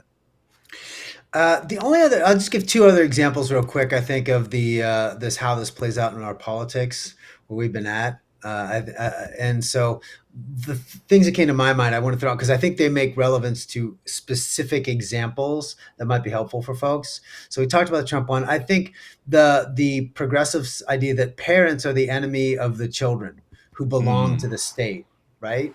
So they're children of the community. It takes a village. What they mean by that is a far different thing than the Christian concept of Christian community and help raising families. I think there's a historic Black context where community was necessary, but Yes. that sense of community has been subverted by a neo-Marxist framework for the state is our community. The state determines that. And that's, of course, why you don't have to notify families if your child now identifies as a Giger or they, them, because the parent is perceived automatically by definition the enemy of this utopian future where everybody gets to set their own identity. And Yes. this is the assumed status. The assumed status is parents are bad. So we Yeah. see that being played out in that sort of policy life. That's one thing. The second one that came out the other day is that, of course, in the Marxist framework, the family has to be dissolved. The family is the enemy of the state. Because remember, again, there can be no sovereign, independent communities. There's no sphere of influence that's outside. Everything must be co-opted and opted and absorbed into the state. So Yes. we see that husbands then become the enemies of wives. Of course, men and women are always painted as enemies, but husbands are the enemies of wives. We see that in the Kamala Harris commercial that just came out where Julia Roberts is the narrating that. Have you guys seen that one where they I go into haven't the seen voting that one. poll? Okay, No. so here's the idea. Julia Roberts is doing the narrating of this, and they're saying, hey, there's no place left. There's no safe place left for women to, have their choice in our world today. The only safe place left is the voting booth. And they see this woman walk in with her husband, and she's wearing, he's wearing the Trump gear and stuff. And so she walks into the little voting area, and she kind of nods and winks at the other lady across from her. And then they show her checking the Kamala box. Like, Wow. your husband, of That course, he'll probably beat you senseless if he finds out that you are voting for Kamala. So this is your place where the woman's right to choose is still safe and protected. Why? Because the wow. assumption of that commercial is that every married relationship is like every Hollywood relationship, disaster, right? Yeah. And this is why Hollywood makes all the movies they make, because their relationships fail, because they're narcissistic, self-absorbed human beings who can't socialize with other human beings. So they assume that always men and women are, and all marriages are like that. All of them are abusive. It's the wonderful people that gave us the Me Too movement because of the abusive Hollywood producers who, Absolutely. who's the casting couch. They are moralizing to us how we should see our marriages and our relationships, but that's their framework. That's their Yeah. lens. And That's the only that's thing that they despicable. know. Because I've seen a Yeah. lot of that on Twitter. It's been a lot of conversations on Twitter because people have said, "Hey, ladies, when you go in the booth, he don't have to know how you voted."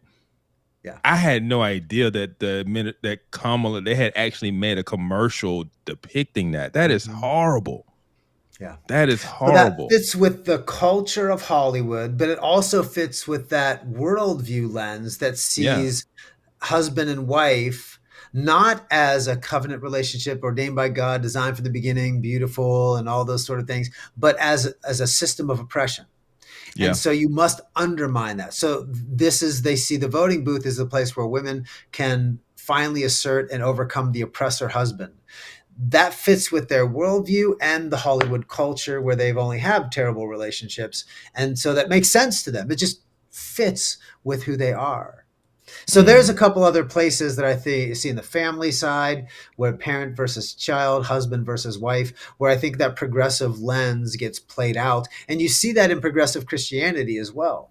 It's the Yeah. liberation of the progressive Christian woman from the oppressive Christian man. And we need a Yeah. new kind of Christian man. So we see that worldview, that worldly value played out in there as well. So those are the couple more that I just thought there's some specific Yeah. examples where we can see where that's playing out in our politics that might be relevant to people. Yeah. And I guess I'll bring it up because I guess if we're going to really talk about, okay, what is this worldview? It's kind of hard not to, because I was trying not to go down this road because it can, the cultural Marxism road, right? Because everything you were just explaining is a bit of kind of cultural Marxism, a bit of transhumanism, Postmodernism, they all blend. postmodernism. Yeah, it's a very mishmash of ideas. It really is. Intersectionality. That's the other one I was trying to think of, right? Mm-hmm. because that's where the child is oppressed by the parent, right? Mm-hmm. Women are oppressed by men. Queer is oppressed Homosexuals by are sex, straight, yeah, by yeah, cisgender, yeah. yes. And so all of these different oppressed groups, which is just the cultural Marxist framework, and intersectionality is kind of the ideology or the theory that ties them all together. That's how you end up with Queers for Palestine, right? Yeah. Right. Yeah. This universal fight for liberation of all oppressed groups, right? Yeah.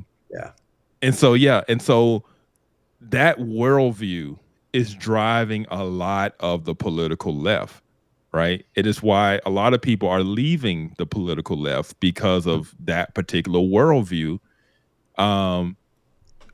Has kind of dominated the Democrat Party. It has taken over. Kamala Harris is all in on it. Her whole thing about equity and her people at the baseball game standing on the different boxes and all of that type of stuff, right?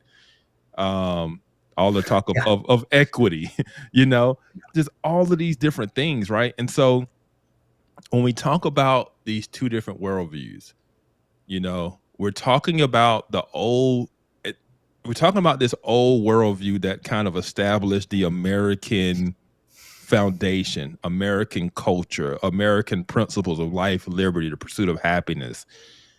And we have this competing worldview that is saying that old worldview is in the way, right? We must not be burdened by what has been. We have to get rid of that old way of thinking. We've got to get rid of And part of the old way of thinking is the ideas that your parents have, right? Your parents have this old way of thinking. So we got to get rid of your parents. Christianity, the church, all of these things that are old, that hold on to this old way of thinking, we must break out of so that we can progress to the utopia. And I just see this election as a referendum on these two different worldviews. Which I say I believe we're way past left, right, blue, red, and we are at a fork in the road as to which way we're going to go as a nation, right? Either we will hold to our foundational values, or we are completely lost and we are down the road to the postmodern Marxist utopia, right? Because those foundational values and that foundational worldview, like you said, Joe, a lot of people don't hold it anymore, right? The new worldview is starting to win out. And that's what I see in this. And that's why after not voting for Trump the previous two times, I'm saying I don't think I cannot vote for him, not because I love Trump, but because this is bigger than Trump versus Kamala. These are two competing worldviews, and one leads to human flourishing and the other doesn't. So, yeah, I don't have a question. Well, okay. So since you have a question, I do have one thing that I did. This is one place where I'm willing to buy the progressive side of things, and that there's systemic injustice, especially ableist injustice when it comes to the NFL. Do you guys watch the NFL at all? Do you guys watch football? Absolutely. Okay, so the other day, the Pittsburgh Steelers was my team I grew up with in Pennsylvania, right? They are playing against some horrible team, whatever.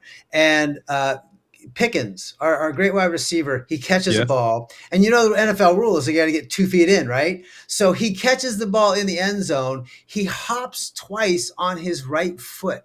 Yes. But he doesn't get down his left foot. That was called an incomplete pass. I summed So here's the thing is, so you're telling me if I'm a one-legged man, I could never catch a pass in the NFL because I could be hopping down the field, but I would never actually complete a pass because I could hop like 100 yards faster than everybody, but it would still be incomplete because they'd say you never got 2 feet in that, right? So my son just joined in and said that's a bad rule. It's a bad rule. Bad rule. He joined in on me. He knows this. I came from the other room. Terrible rule. Exactly. So this is where Hey, fight for justice. we have to tear down the systemic injustice of the NFL, not this Yes. ableist rules, because two of the same foot in is still 2 feet in, down with Roger Goodell.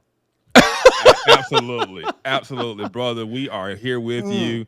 Your struggle is our struggle, you know. Yes. When's the And Thank protest? you. When's the protest Oh, happening? yeah, I know. Palestine's for NFL reform. That's what I need. Man, oh my gosh. Man, okay, so Joe, I do have a question for you. Do you see any of the other worldview?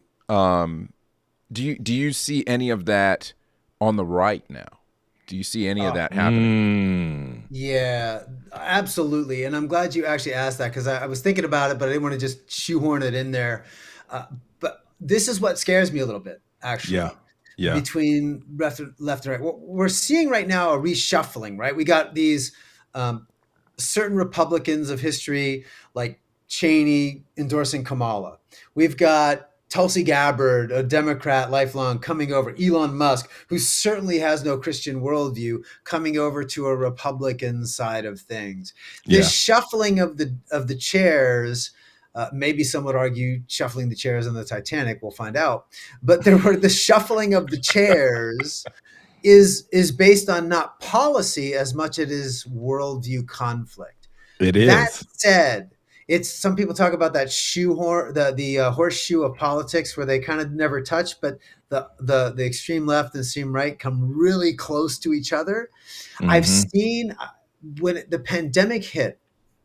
And there's a guy I'll name. Can I name people on your show? We Absolutely. already named a bunch of people. Yeah. The first person I noticed this with on the right was a guy named Jesse Kelly, and this was back in, I think it was before it was it had to be George Floyd, because I think it was like 2018, 17. He started to have this show, and when he was going on radio as a conservative thinker, right? A conservative Mm-hmm. leader. And he started talking about, hey, this is what's being done to us by the left. And here, they're lying about us. They're putting our people in prison. They're doing all this sort of thing to this horrible. When we get into power, we have to remember this, and we must do the same thing to them. And I'm tired of the hand wringing, he would say, of these traditional ideas that, no, we have to be better. We can't mirror their Yeah. tactics. We have a different way of doing things. He's like, I'm tired of that. This is why we keep losing. When we get in, we have to use those tactics against them, and we have to sort of mutually assured destruction. The only way we'll ever get beyond them is if we use those same sort of nuclear options against them. Yeah. So we talked about this actually when we did our show on Machiavelli. And the Leviathan, in his concept of Leviathan, the state, and all this stuff. Because what's happening, the prince. I'm sorry, Machiavelli's the prince. Hobbes is the Leviathan. So Machiavelli's the prince, but it was that sort of Machiavellian philosophy of the pragmatic politician. There is no objective moral good here. It's what keeps me in power. And I got to tell you, I see it on the right, and it's just as dangerous on the Absolutely. left. And the Christian progressives who only see this on the right, which is, I can't support Trump because we see these elements.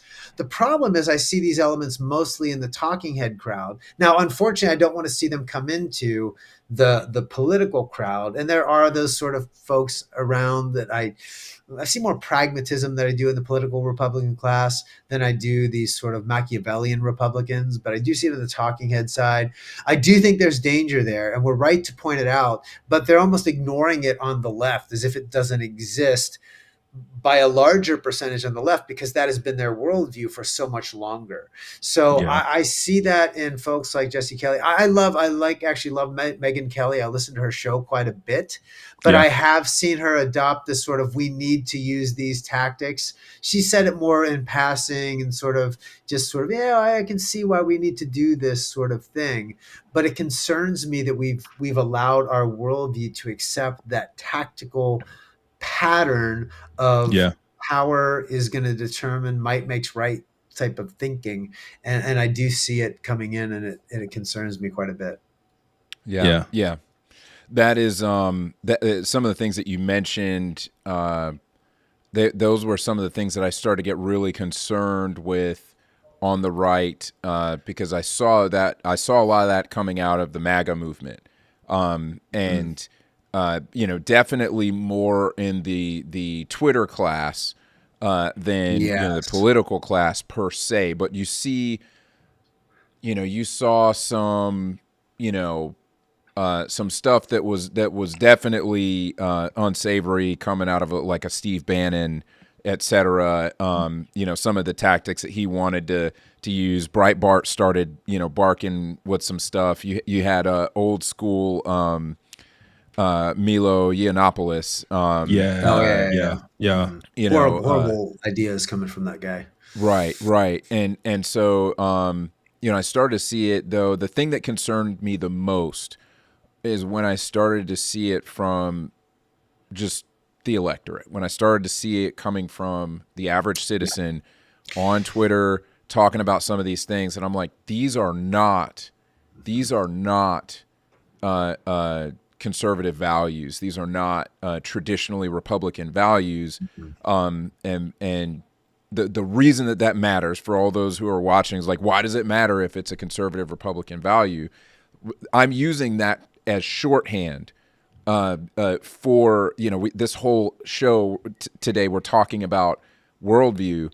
When people talk about a Western worldview, we're basically talking about a worldview that has at its base a Judeo-Christian ethic that basically builds its society on certain assumptions based on objective truth that is generally found in the Scripture. And so when I see these people talking about this stuff, and I say that it's not conservative Republican values, I mean that it is not the Western way. And the Western way, some people think that Western is a dog whistle for white. I know. I hate that assumption. It's so stupid. Right. And unfortunately, you've had some Kenists and et cetera, use that term basically as a dog whistle for white, and so people latched onto that. But most of us, when we use that term, what we mean is the Judeo-Christian consensus upon which Western civilization was built. And so when you see people in the MAGA camp basically casting off the restraints, removing the fence, the fence posts, as it were, and going along here, I'm like, that actually was one of the reasons that I was forcefully speaking out against Trump, during the primaries, the first time that he ran, the second time that he ran. I was saying, hey, y'all, we've got to course correct here, because this could be a very big problem. And unfortunately, I'm starting to see it take shape in different forms. I do think that despite its moniker, I do think that capital C, capital N Christian nationalism, actual Christian nationalism, is starting to remove some fence posts of the spheres of authority. Absolutely. That there traditional are definitely separation. strains of that. Absolutely. Yeah. Yeah. Let me throw some out. Let me ask you guys this, and either one of you, because I want to throw out my idea on Trump on this a little bit, and how I see him fit into that framework. So, building off what you say, Devin, I do think you see this in the electorate more than you see it from the political side, like say in Vance or Trump himself. But the concern about a guy like Trump is that Trump is a populist and a pragmatist, right? That's how the art of the deal, right? He's going to do what works. That's why you can see him shift political positions based on a populist mentality, a consensus-based mentality. So I still think that he doesn't have a predilection or a preference for that kind of thinking of removing those fence posts himself. But the question is, would he listen to those or give ear to those who have that preference, right? That's, I think, where the concerning comes from Trump. I don't think he has that bent personally, but I do think he would be open to hearing it if he felt that it would be useful for his political campaign and his long-term purposes and to be effective at governing. Yeah. That said, the distinction then would be that Trump could be corrected as well. There, if you get enough strong voices in that say, no, no, don't go this direction, Trump would also be equally fine going away from those sort of more radical ideas. He would move away from those if he has the voices speaking in. So my thought always has been on Trump is that I think there's a lot of unknowns about him that concern me. That's why I have never supported him in any of the primaries. But at the same time, I think he can be managed if the right people are around there. If there's a Congress and a Senate who can give the right pushback to him, he will be a pragmatist in his thinking. The distinction from that, you have Harris, who is a sold out progressive, who does believe in all of those things. The fence posts have not only been removed, they've been thrown into the river, they have been done away with. There is no fence posts or guardrails anywhere. It is wide open Straight in the wood range. chipper. Right in the wood Yeah, I chipper. mean, yeah, and you see what they have done when with power, sending certain folks that I don't necessarily like some of those folks, but for uh, uh, I think it was Bannon, wasn't he in for a bunch of months because he didn't respond to a congressional hearing, and that Yeah. was all he went for. But you haven't seen the Republicans do for contempt of Congress, putting people in jail, but they have done that sort of thing.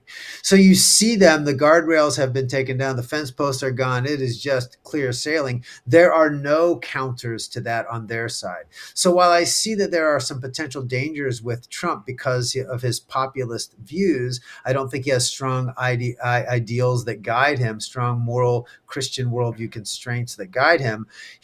There is hope that in some sense there could be some guidance and correction, but I don't see that on the other side. So that's kind of just something I've been thinking Yeah. about. I'd love to see what you guys think of that. I I think I think Trump would have been more susceptible to that in his first term because Trump only cares about getting elected. Like once he's in power, I'm not sure how much populist opinion will have an effect on whatever it is he does, more so than whatever outcomes he wants. In terms of whether it's the economy or foreign, whatever he wants to achieve, he's willing to do whatever it takes to achieve that. I don't think he's going to sway to populist opinion because he can't be reelected anyway. Um, and so I don't think it's so much worry about that as it is the fact that he doesn't have to worry about being reelected. What does he do? How does he operate? That's more of a It's possible. concern. I think he also wants Uh, to be loved, though, too. Even if he's not Yeah, reelected, he I think that he does is wants want that to to is, be be that is liked. true. loved. Yes, He's yeah, a bit that of, is true. as a narcissist. So I think there would still be some guardrails on there that he wouldn't go against the majority. That's why you've seen him shift on abortion, because he sees a consensus on the electorate, both on the Yeah. Republican and Democrat side. So he shifted policy. That's why his border policies are what they are, because 80% of the nation agree about certain things that need to be done to control the border. So all of Hmm. his policies are populist in that sense. So even if he's not up for reelection, I still think he wants his kids to be like, he'd want his, like, maybe his son or his daughter to run for office or to Yeah. take on his legacy. And so I think in my head, I think that populist bent would still be a guardrail for him to some degree, as long as, of course, the culture is in the right direction. If it goes the wrong direction, he's going to shift too. Yeah. Yeah. Um, I mean, I agree to an extent, but I do think Trump has some. He does have some principles. Like before he ran for president, when he was questioning Barack Obama and all, birth certificate and all that type of stuff, there were certain issues he was bringing up that he was seeing that he just didn't like, and it wasn't like some populist movement that he was jumping on board. He was like, "Why are we doing this? Why is the border wide open? Why are like?" He had his own Yeah. opinions on some things, and That is and true. It wasn't popular when he started that. no, it Yeah. wasn't. It wasn't. It was very unpopular, but he was willing to say it because that's just what he believed. That's how he saw it, and it became popular as other people got on board. Um, what do you guys think? So this is what I've been struggling with, and it is that what you guys were talking about, moving the fence post, right? And I am seeing that on the right from people saying enough is enough. We're tired of taking it. They've been doing this to us. The only we got to fight back, kind of deal, right? My belief is this: the only reason our republic is still intact is because the political right has continued to play the game and not move the fence post.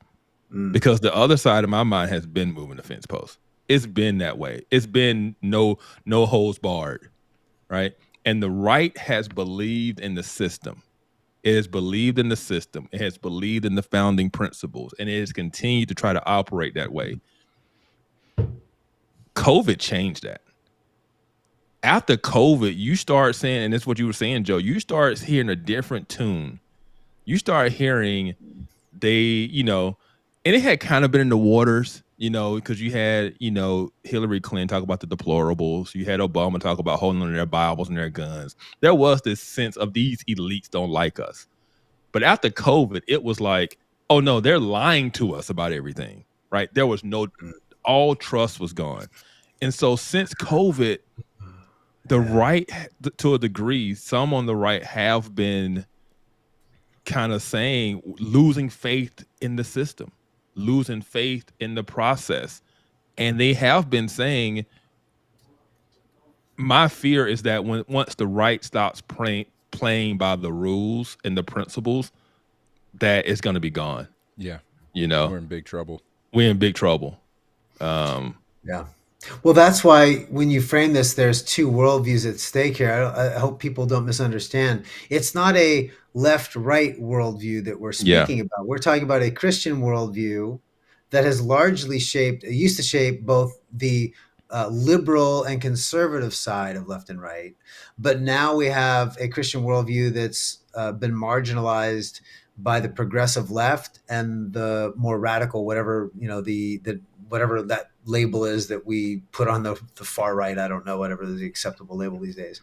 But we see that, but neither one of those reflect a Christian worldview. And I think that gets to part of what I know we wanted to talk about here, is that how is that Christian worldview for us? What do we do? Like, how does this shape, and how are we distinct from either left or right?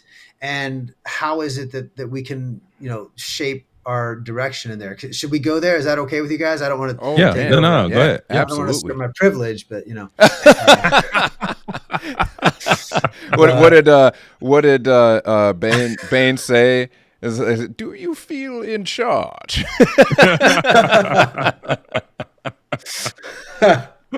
Well, we would love to hear your thoughts on this, and where we break off, on both sides of this. Where do Christians break off? Yeah. So I have some principles I think that would guide us biblically, and I want to throw those out, and I can pause after each kind of one, and we'll see if you guys interrupt however you want to do this, because I don't want to go too fast through these. The first thing is pretty clear. I hear there's a lot of Christians sitting out. I get it. We don't feel like either side reflects a robust Christian worldview. I think that's true. I don't think Trump or Harris reflect a robust Christian worldview. I think as the culture becomes more pluralistic and secular, we're definitely not going to see a majority of either party reflect that. But here's the thing. Here's what guides my thinking on this. Romans 13:1. First passage, there's a couple. Romans 13:1 says, let everyone be subject to the governing authorities, for there is no authority except that which God has established. Matthew 22:17 says this, through 21 says, render unto Caesar what is Caesar's, right? And to God what is God. So how does that relate to our particular situation as a constitutional republic?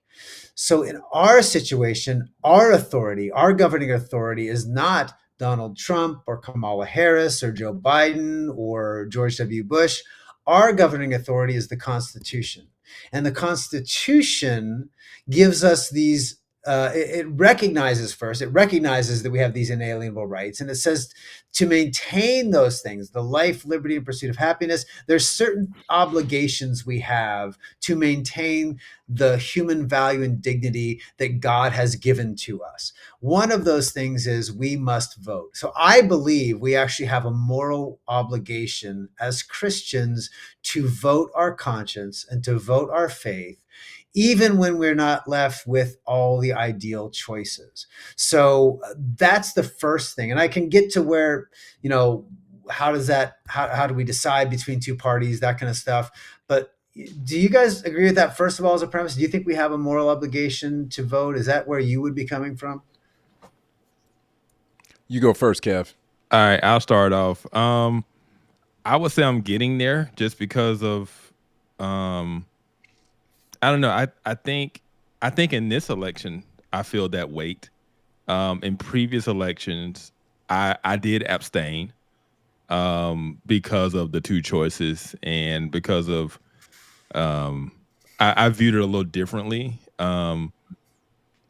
But I do think there is I think Christians have a responsibility as when the Jews went into Babylon, right, into captivity, and and God told them to build houses, plant vineyards, seek the good of the city.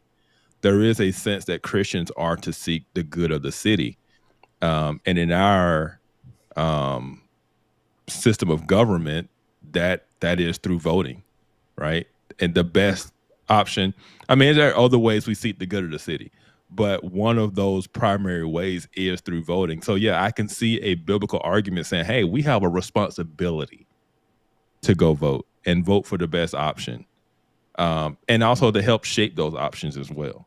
Yeah. Oh, But yeah. but when left with two choices, yes, I think we have a responsibility to help make the choice that's going to lead to the best outcome. Yeah, and I would say it's difficult. It's difficult for me now. We kind of talked about this a little bit. The way I used to view it in the first episode. I used to think that Christians, shouldn't be involved in politics at all. I used to think that Christians are not supposed to be involved in politics. That any good soldier doesn't get caught up. I was taking that scripture. Any good soldier doesn't get caught up in civilian affairs. He focuses on pleasing him who sent him. And I thought that meant I wasn't supposed to be involved at all. Now I look at this and I think to myself, it's very hard for me to justify, especially with the choices that are presented now, and the clear difference in worldviews, the clear difference in direction for the nation. It's hard for me to get to, well, sit this one out because you don't have any good choices. I do think that a believer has to give an account for what did you do to stem the tide. Because we're not saying that you're going to have a great choice. We're not saying you're ever going to have a great choice. Romans 13 was written when Nero was in power. And they had no choice. They had no choice. How would Paul look at me when I have a choice of being able to restrain some of the evil? Mm-hmm. How would he look at me if I decided, I really don't like him, I'm sitting out? That's I think that's tough. Or like I don't even want to call them progressive brothers because they call themselves conservative. The ones that say, Trump is so unlikable, I'm actually going to vote for the destructive worldview. I'm actually going to vote the other way. Like, I don't understand that at all. Yeah. I used to make a joke, man, that, when we talk about end times and the mark of the beast, remember that used to be like, oh, we're going to get technology chips into our hand and our forehead and that kind of stuff would be the thing. And so I used to joke about that. Well, I said, look, but the thing is, if that's what it takes for Christ to return, Christians should be the ones investing in those companies because we want that to come out. Then Jesus will come sooner, right? We're missing the point. That's the celebration. Yay, he's coming, right? So I would be investing in the Mark of the Beast company because I want Jesus back. So, and I think that's what they're doing with I just want destruction to come. I'm going to vote whatever is the quickest destruction. Sweet Meteor 2024. Yeah. Sweet Meteor of Death 2024. Yeah. I don't know if that's the greatest way to see it, but okay, we're there. But I think that you're right. I mean, there's no political party that fully represents the kingdom of God who we represent, right? We're Yeah. ambassadors of another kingdom. There's two kingdoms, the kingdoms of this world, the kingdom of God, but yet we are his ambassadors. And I do think those passages for me, they tell me that, look, the authority that God has raised up for us is not a Nero, it's not a Caesar, but it is a constitution. And if I'm going to honor that authority that he's blessed me with, then I need to take advantage of those things, which Mm. is the right to vote and the right to do my best with that vote to shape, as you guys have said, the future. Because which view is, we'll get into like which view is going to help or hurt, that kind of stuff. I think there's some ways to fully do that, but it does take a lot of wisdom. And the scripture, be wise as serpent and as innocent as doves, right? Hmm. So I think the first thing, and I've seen some progressive folks say this, and I think they're right about this. We should not be confused. Just because somebody says they are a Christian or has Christian values does not mean that they are Christian or share our Christian worldview. Even if they were a Christian, doesn't mean their policies are good anyway. So Hmm. we have to be wise about that. Let me give two examples. One is from Richard Nixon, the other is from the Bible. That this point is not new. This point has been around. So I think you'll like this Richard Nixon one, you guys. So in 1969, Richard Nixon awarded the all-white Texas Longhorns the national championship for the college football over the undefeated and racially integrated Penn State Nittany Lions. Go Lions, roar Lions, roar. So Penn State guy. So Nixon was evil. So right. So here's the thing. So at the time, it's really interesting because 68, 69, Penn State actually was the first time it was awarded to Ohio, the second time to Texas. But Nixon was triangulated. He needed that Southern Democrat vote. It wasn't an election year, but he was looking forward into sort of saying which electorate do I need? And he didn't need the Mm. Pennsylvania electorate. He needed the Southern Democrats who were segregationists at the time. And so a lot of people talk about this as his Southern strategy, right? Yeah. But it's often misunderstood. His policies were actually quite. He did more to integrate schools and to eliminate segregation than any other president prior to his time. So his policy wise, he was actually not a segregationist. He wouldn't have aligned with those people, yet he still needed their vote. So it's not that he gave the all white Texas Longhorns this right to the national championship because he was a racist or because he was even a Longhorns fan. It's that he needed this vote. He was courting the vote. And so by granting them the national championship, he's able to say, okay, I can sort of court this group by aligning with them in some way, right? So that's kind of what happens a lot of times now, where Christians say, well, if there's the evangelical vote, I align as evangelical, or if there's this vote or that vote. And so I get it. Some of this is connected with manipulation. There's a really interesting example of this out of the Old Testament, where this is human nature. Right. So this is not new for us. This is human nature. So in the Old Testament, look at the period of the divided kingdom. So the divided kingdom comes after the 10 tribes of the north are conquered by the Assyrians. They're all sent into exile. Then we have the southern kingdom of Judah. They end up being taken over, and they are controlled by these external powers. There's an interesting bit in Second Kings chapter 23 verse 34. We run into this Egyptian king Necho, who is sort of in charge of installing the king of Judea, the southern kingdom that's left. He's installing this guy as his puppet king. Now here's Hmm. what it says in that passage. King Necho made Josiah son Eliakim the king in place of Josiah his father. Then Necho changed Eliakim's name to Jehoiakim. So Necho, not a Jew, changes his name. Why? Well, that name Jehoiakim is a Yahwistic name. It has the name of Yahweh built into that name. What's interesting is you see in all the later kings of the southern kingdom that are all evil, that are evil, did evil inside the Lord, did evil inside the Lord. The vast majority of those kings had Yahwehistic names. They had the name of Yahweh built into their throne name, if you will. And so what's interesting about that is that what they were doing is their policies, their practices was evil and corrupt.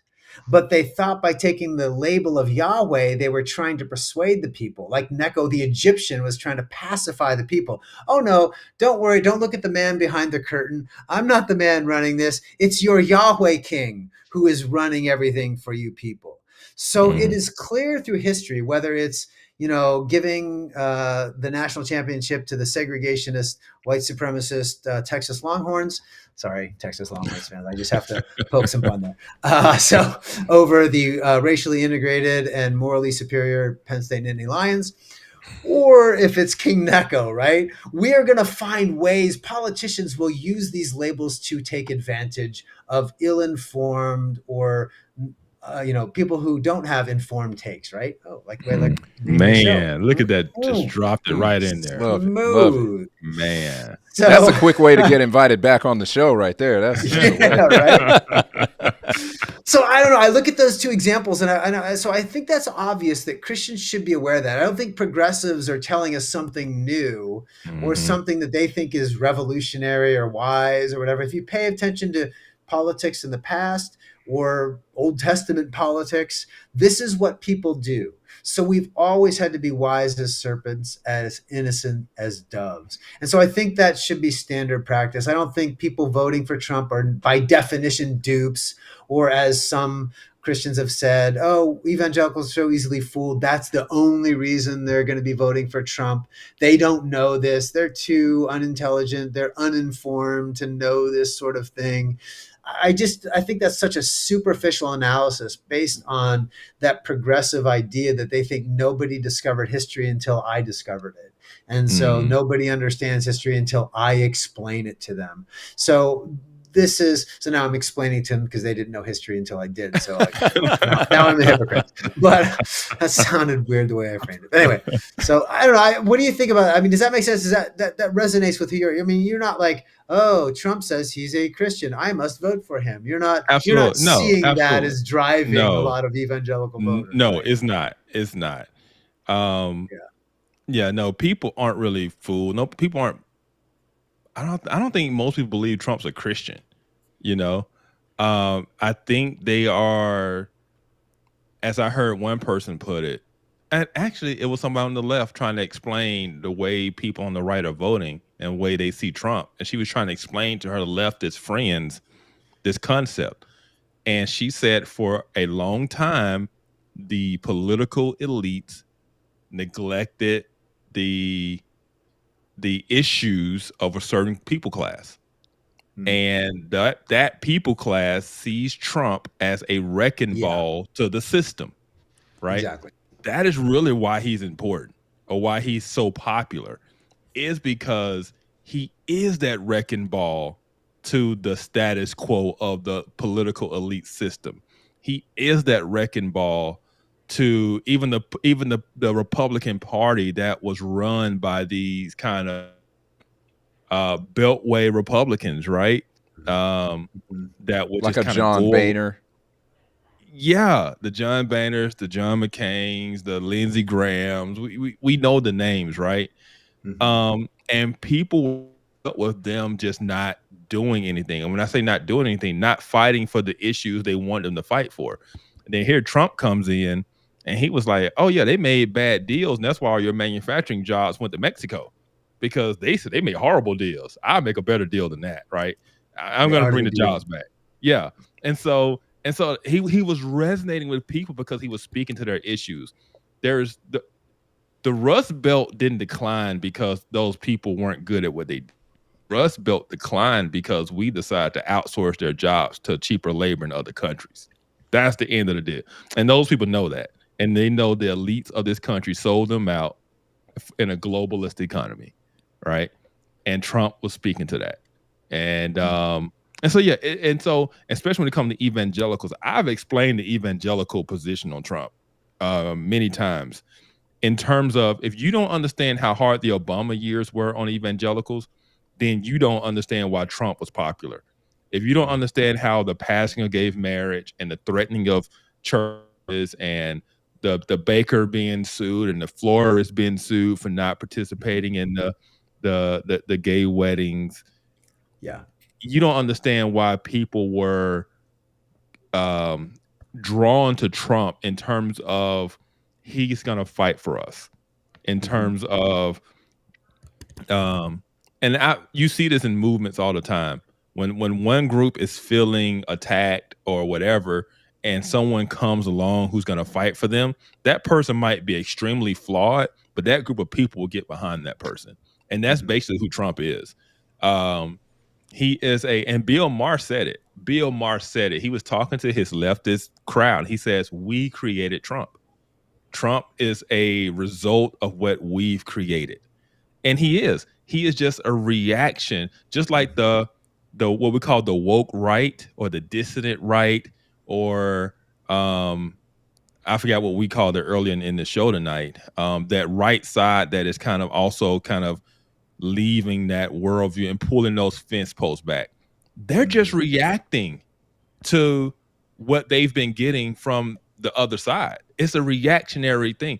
It's kind of like no, with the race stuff, with BLM. It's only so long you can tell white males they're the scum of the earth before they start to say, wait a minute. And it's caused a reaction. And now all of a sudden, white identitarian identity is now coming back because it's just a reaction to you telling them they were scum because they were white males.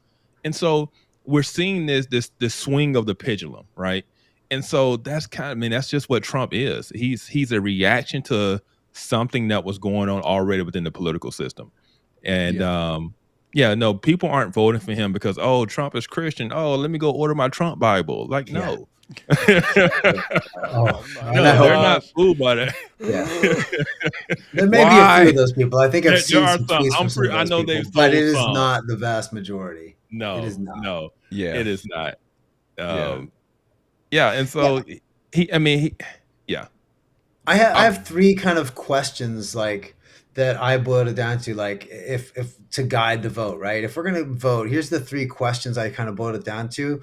And maybe there's better ones or more of them that you might have, but here's the things that I was thinking. So if we ask these three questions, like who I vote for this election cycle, here would be the three. Which candidate will enact policies that will protect the inalienable rights of every person? Okay, who's going to have the policies that will preserve all individual rights, not just the collectivist sense? Hint, hint, not the progressives.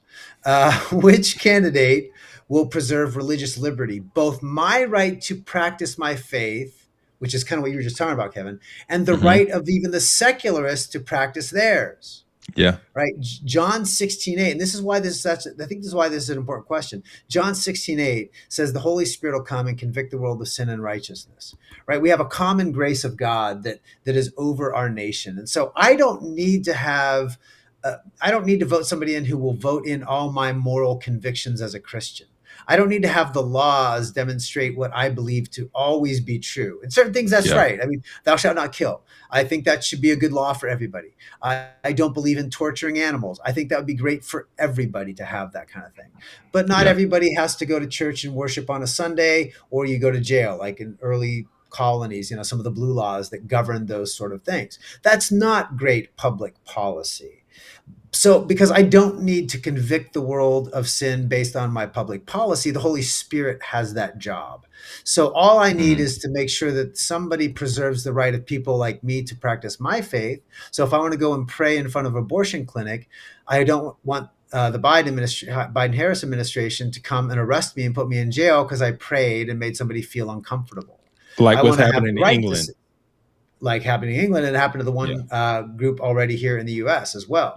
And some of those people have had their homes broken into, like by the people, the police come in and arrest them at gunpoint with their families because they have been promoting pro-life, but they did it too close or they made somebody uncomfortable. So we see, and you talked about some of those things. So I want the right of somebody to practice their beliefs that are disagreed with mine in a pluralistic society. But I want the same right. So who's going to give me those best policies? That's the second one. The third question is, which candidate will enact policies that will constrain evil? I think this is the most significant role of government that the progressives do not understand.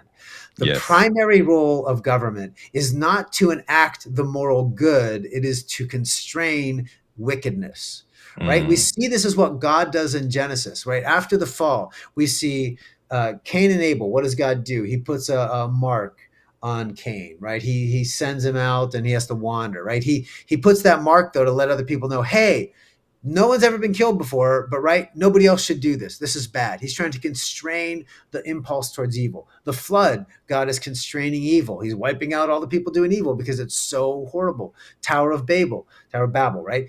God is constraining evil by confusing the languages. Their power to do evil, to coalesce, to come together and do great things, which means enact their own policies, have to be constrained. But then God does a positive thing. He creates covenant, which is the positive way which God solves the problem of evil. But prior to that, it's how do we constrain evil? And this is what governments do. This is the role of government. They are not there to enact my Christian beliefs. They are there to constrain the evil that men do one to another.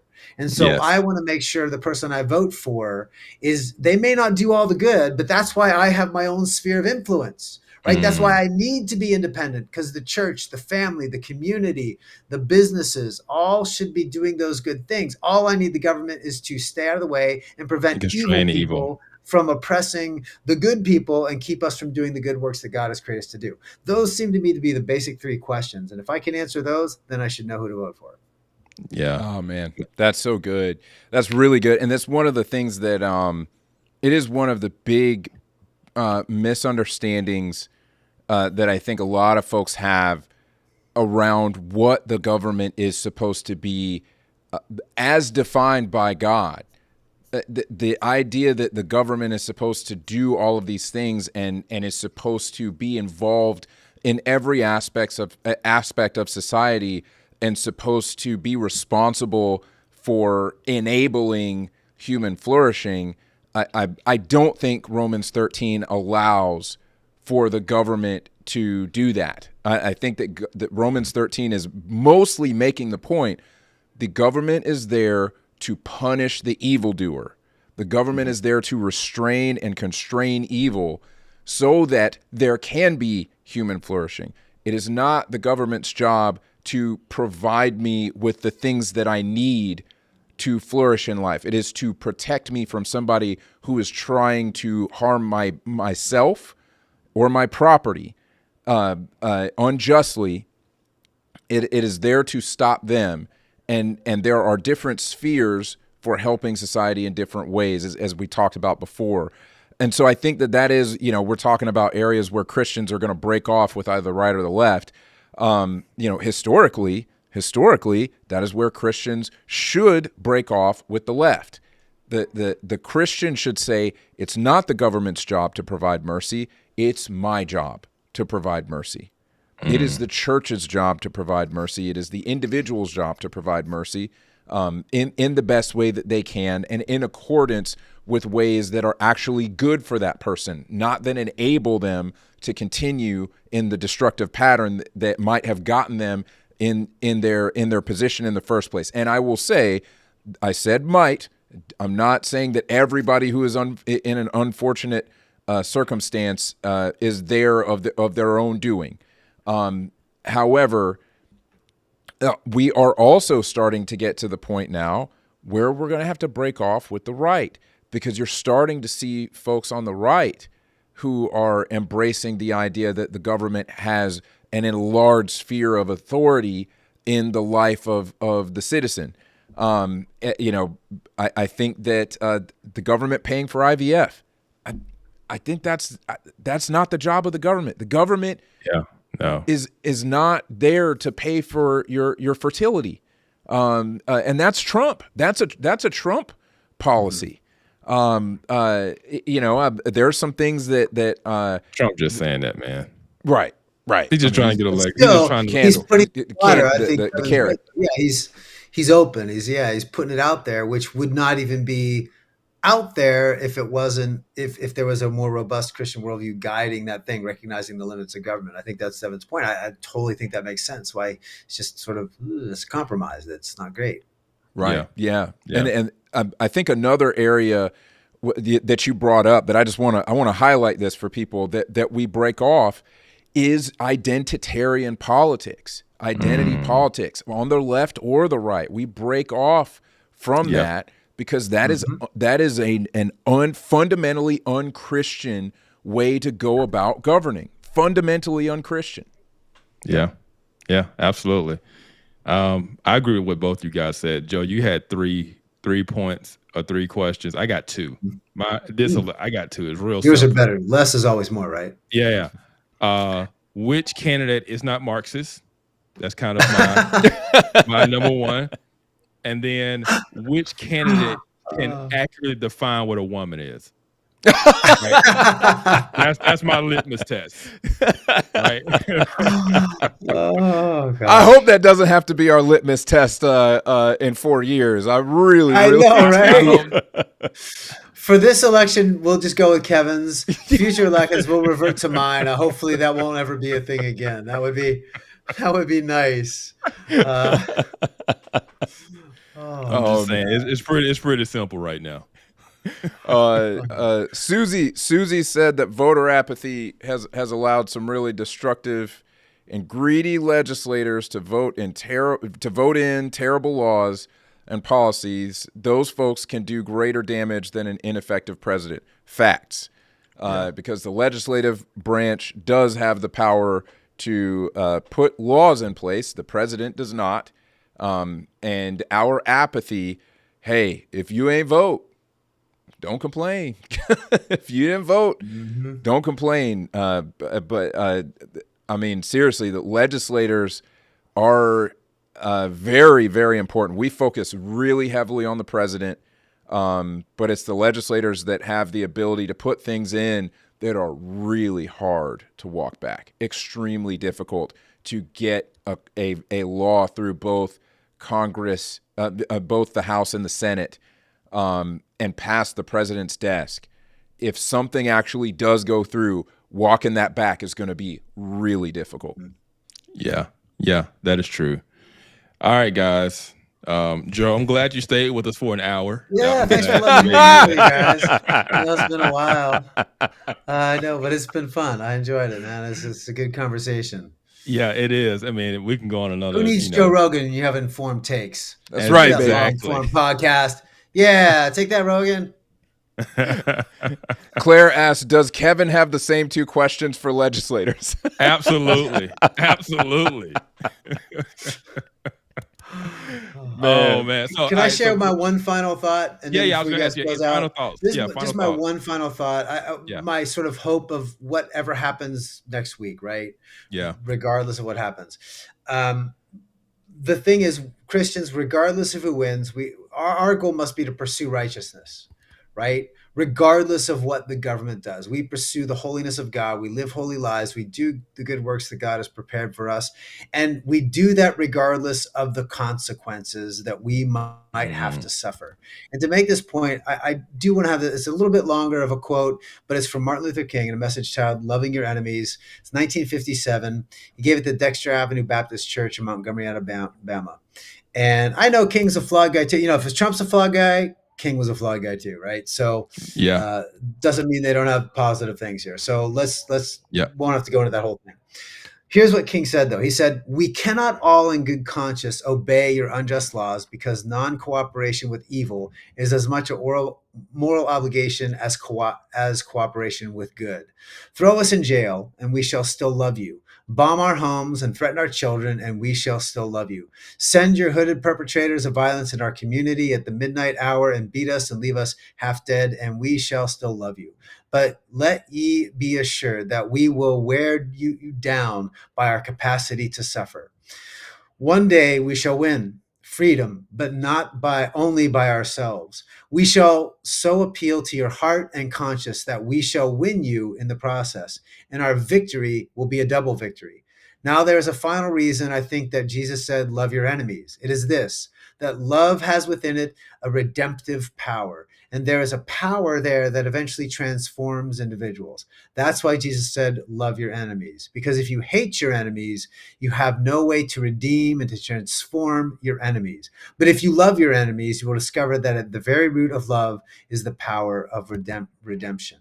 And what I love about that mentality is that when we talked about on the sort of the woke right, whatever you want to call them, adopting these sort of Machiavellian power principles that are on the left. They think the only way to overcome evil is to do evil. The only way to come Yeah. power is with power. But Jesus' solution is really the righteousness of God. And the righteousness, the justice of God is both love and judgment. Discern what is right, then do what is right. Love those who hate you, even when they want to put you in jail or do whatever they want to do. And years ago, I wrote a poem, and the title of the poem is called Thrive. I actually have it republished on my More Than Cake blog right now. And it's just this little sort of poetic verse. And I won't read that to you because it'd be weird. But it's just this idea that it doesn't matter if we're in a political system that is democracy. There are things about Republican democracy that do not reflect the Christian worldview. There are things that are beautiful about it.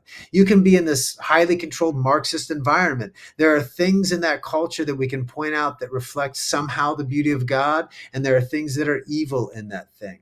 You can go to Paul's government under Caesar. You can go to anything under Maoist China. We as Christians can thrive if we are faithful to the gospel of Jesus Christ. It may not be Amen. easy and it may be difficult, but if we continue to love people, it doesn't matter what they do, eventually we will win them with our obedience to Christ. And that is what we're called to do. Vote your conscience, do your best, and then trust that God's in sovereign over the results. And now be obedient. Amen. Amen. Man, I think that is the closing thought. Yeah. I don't think we can do better than that. No, I'm not going to try to add to it. I'm just going to say, just kind of plug, Tuesday night, Devin and I will be on live streaming all night election coverage, just kind of having some conversations like this while the election coverage is going on, keeping people updated, giving our thoughts on, Trump needs to win Pennsylvania. Now, all this kind of stuff. So it's going to be fun. It is going to be fun. But God bless you. Yeah. We're gonna have a good time. We are. But with that said, hey everybody, we appreciate y'all joining us tonight. Appreciate the interaction, the chat. Tell your friends about this podcast, share, like it, and subscribe if you're not subscribed already. And so, but with that, it's been fun, and we will see you guys next week. Thank y'all. Have a good one. Peace. Have a good one.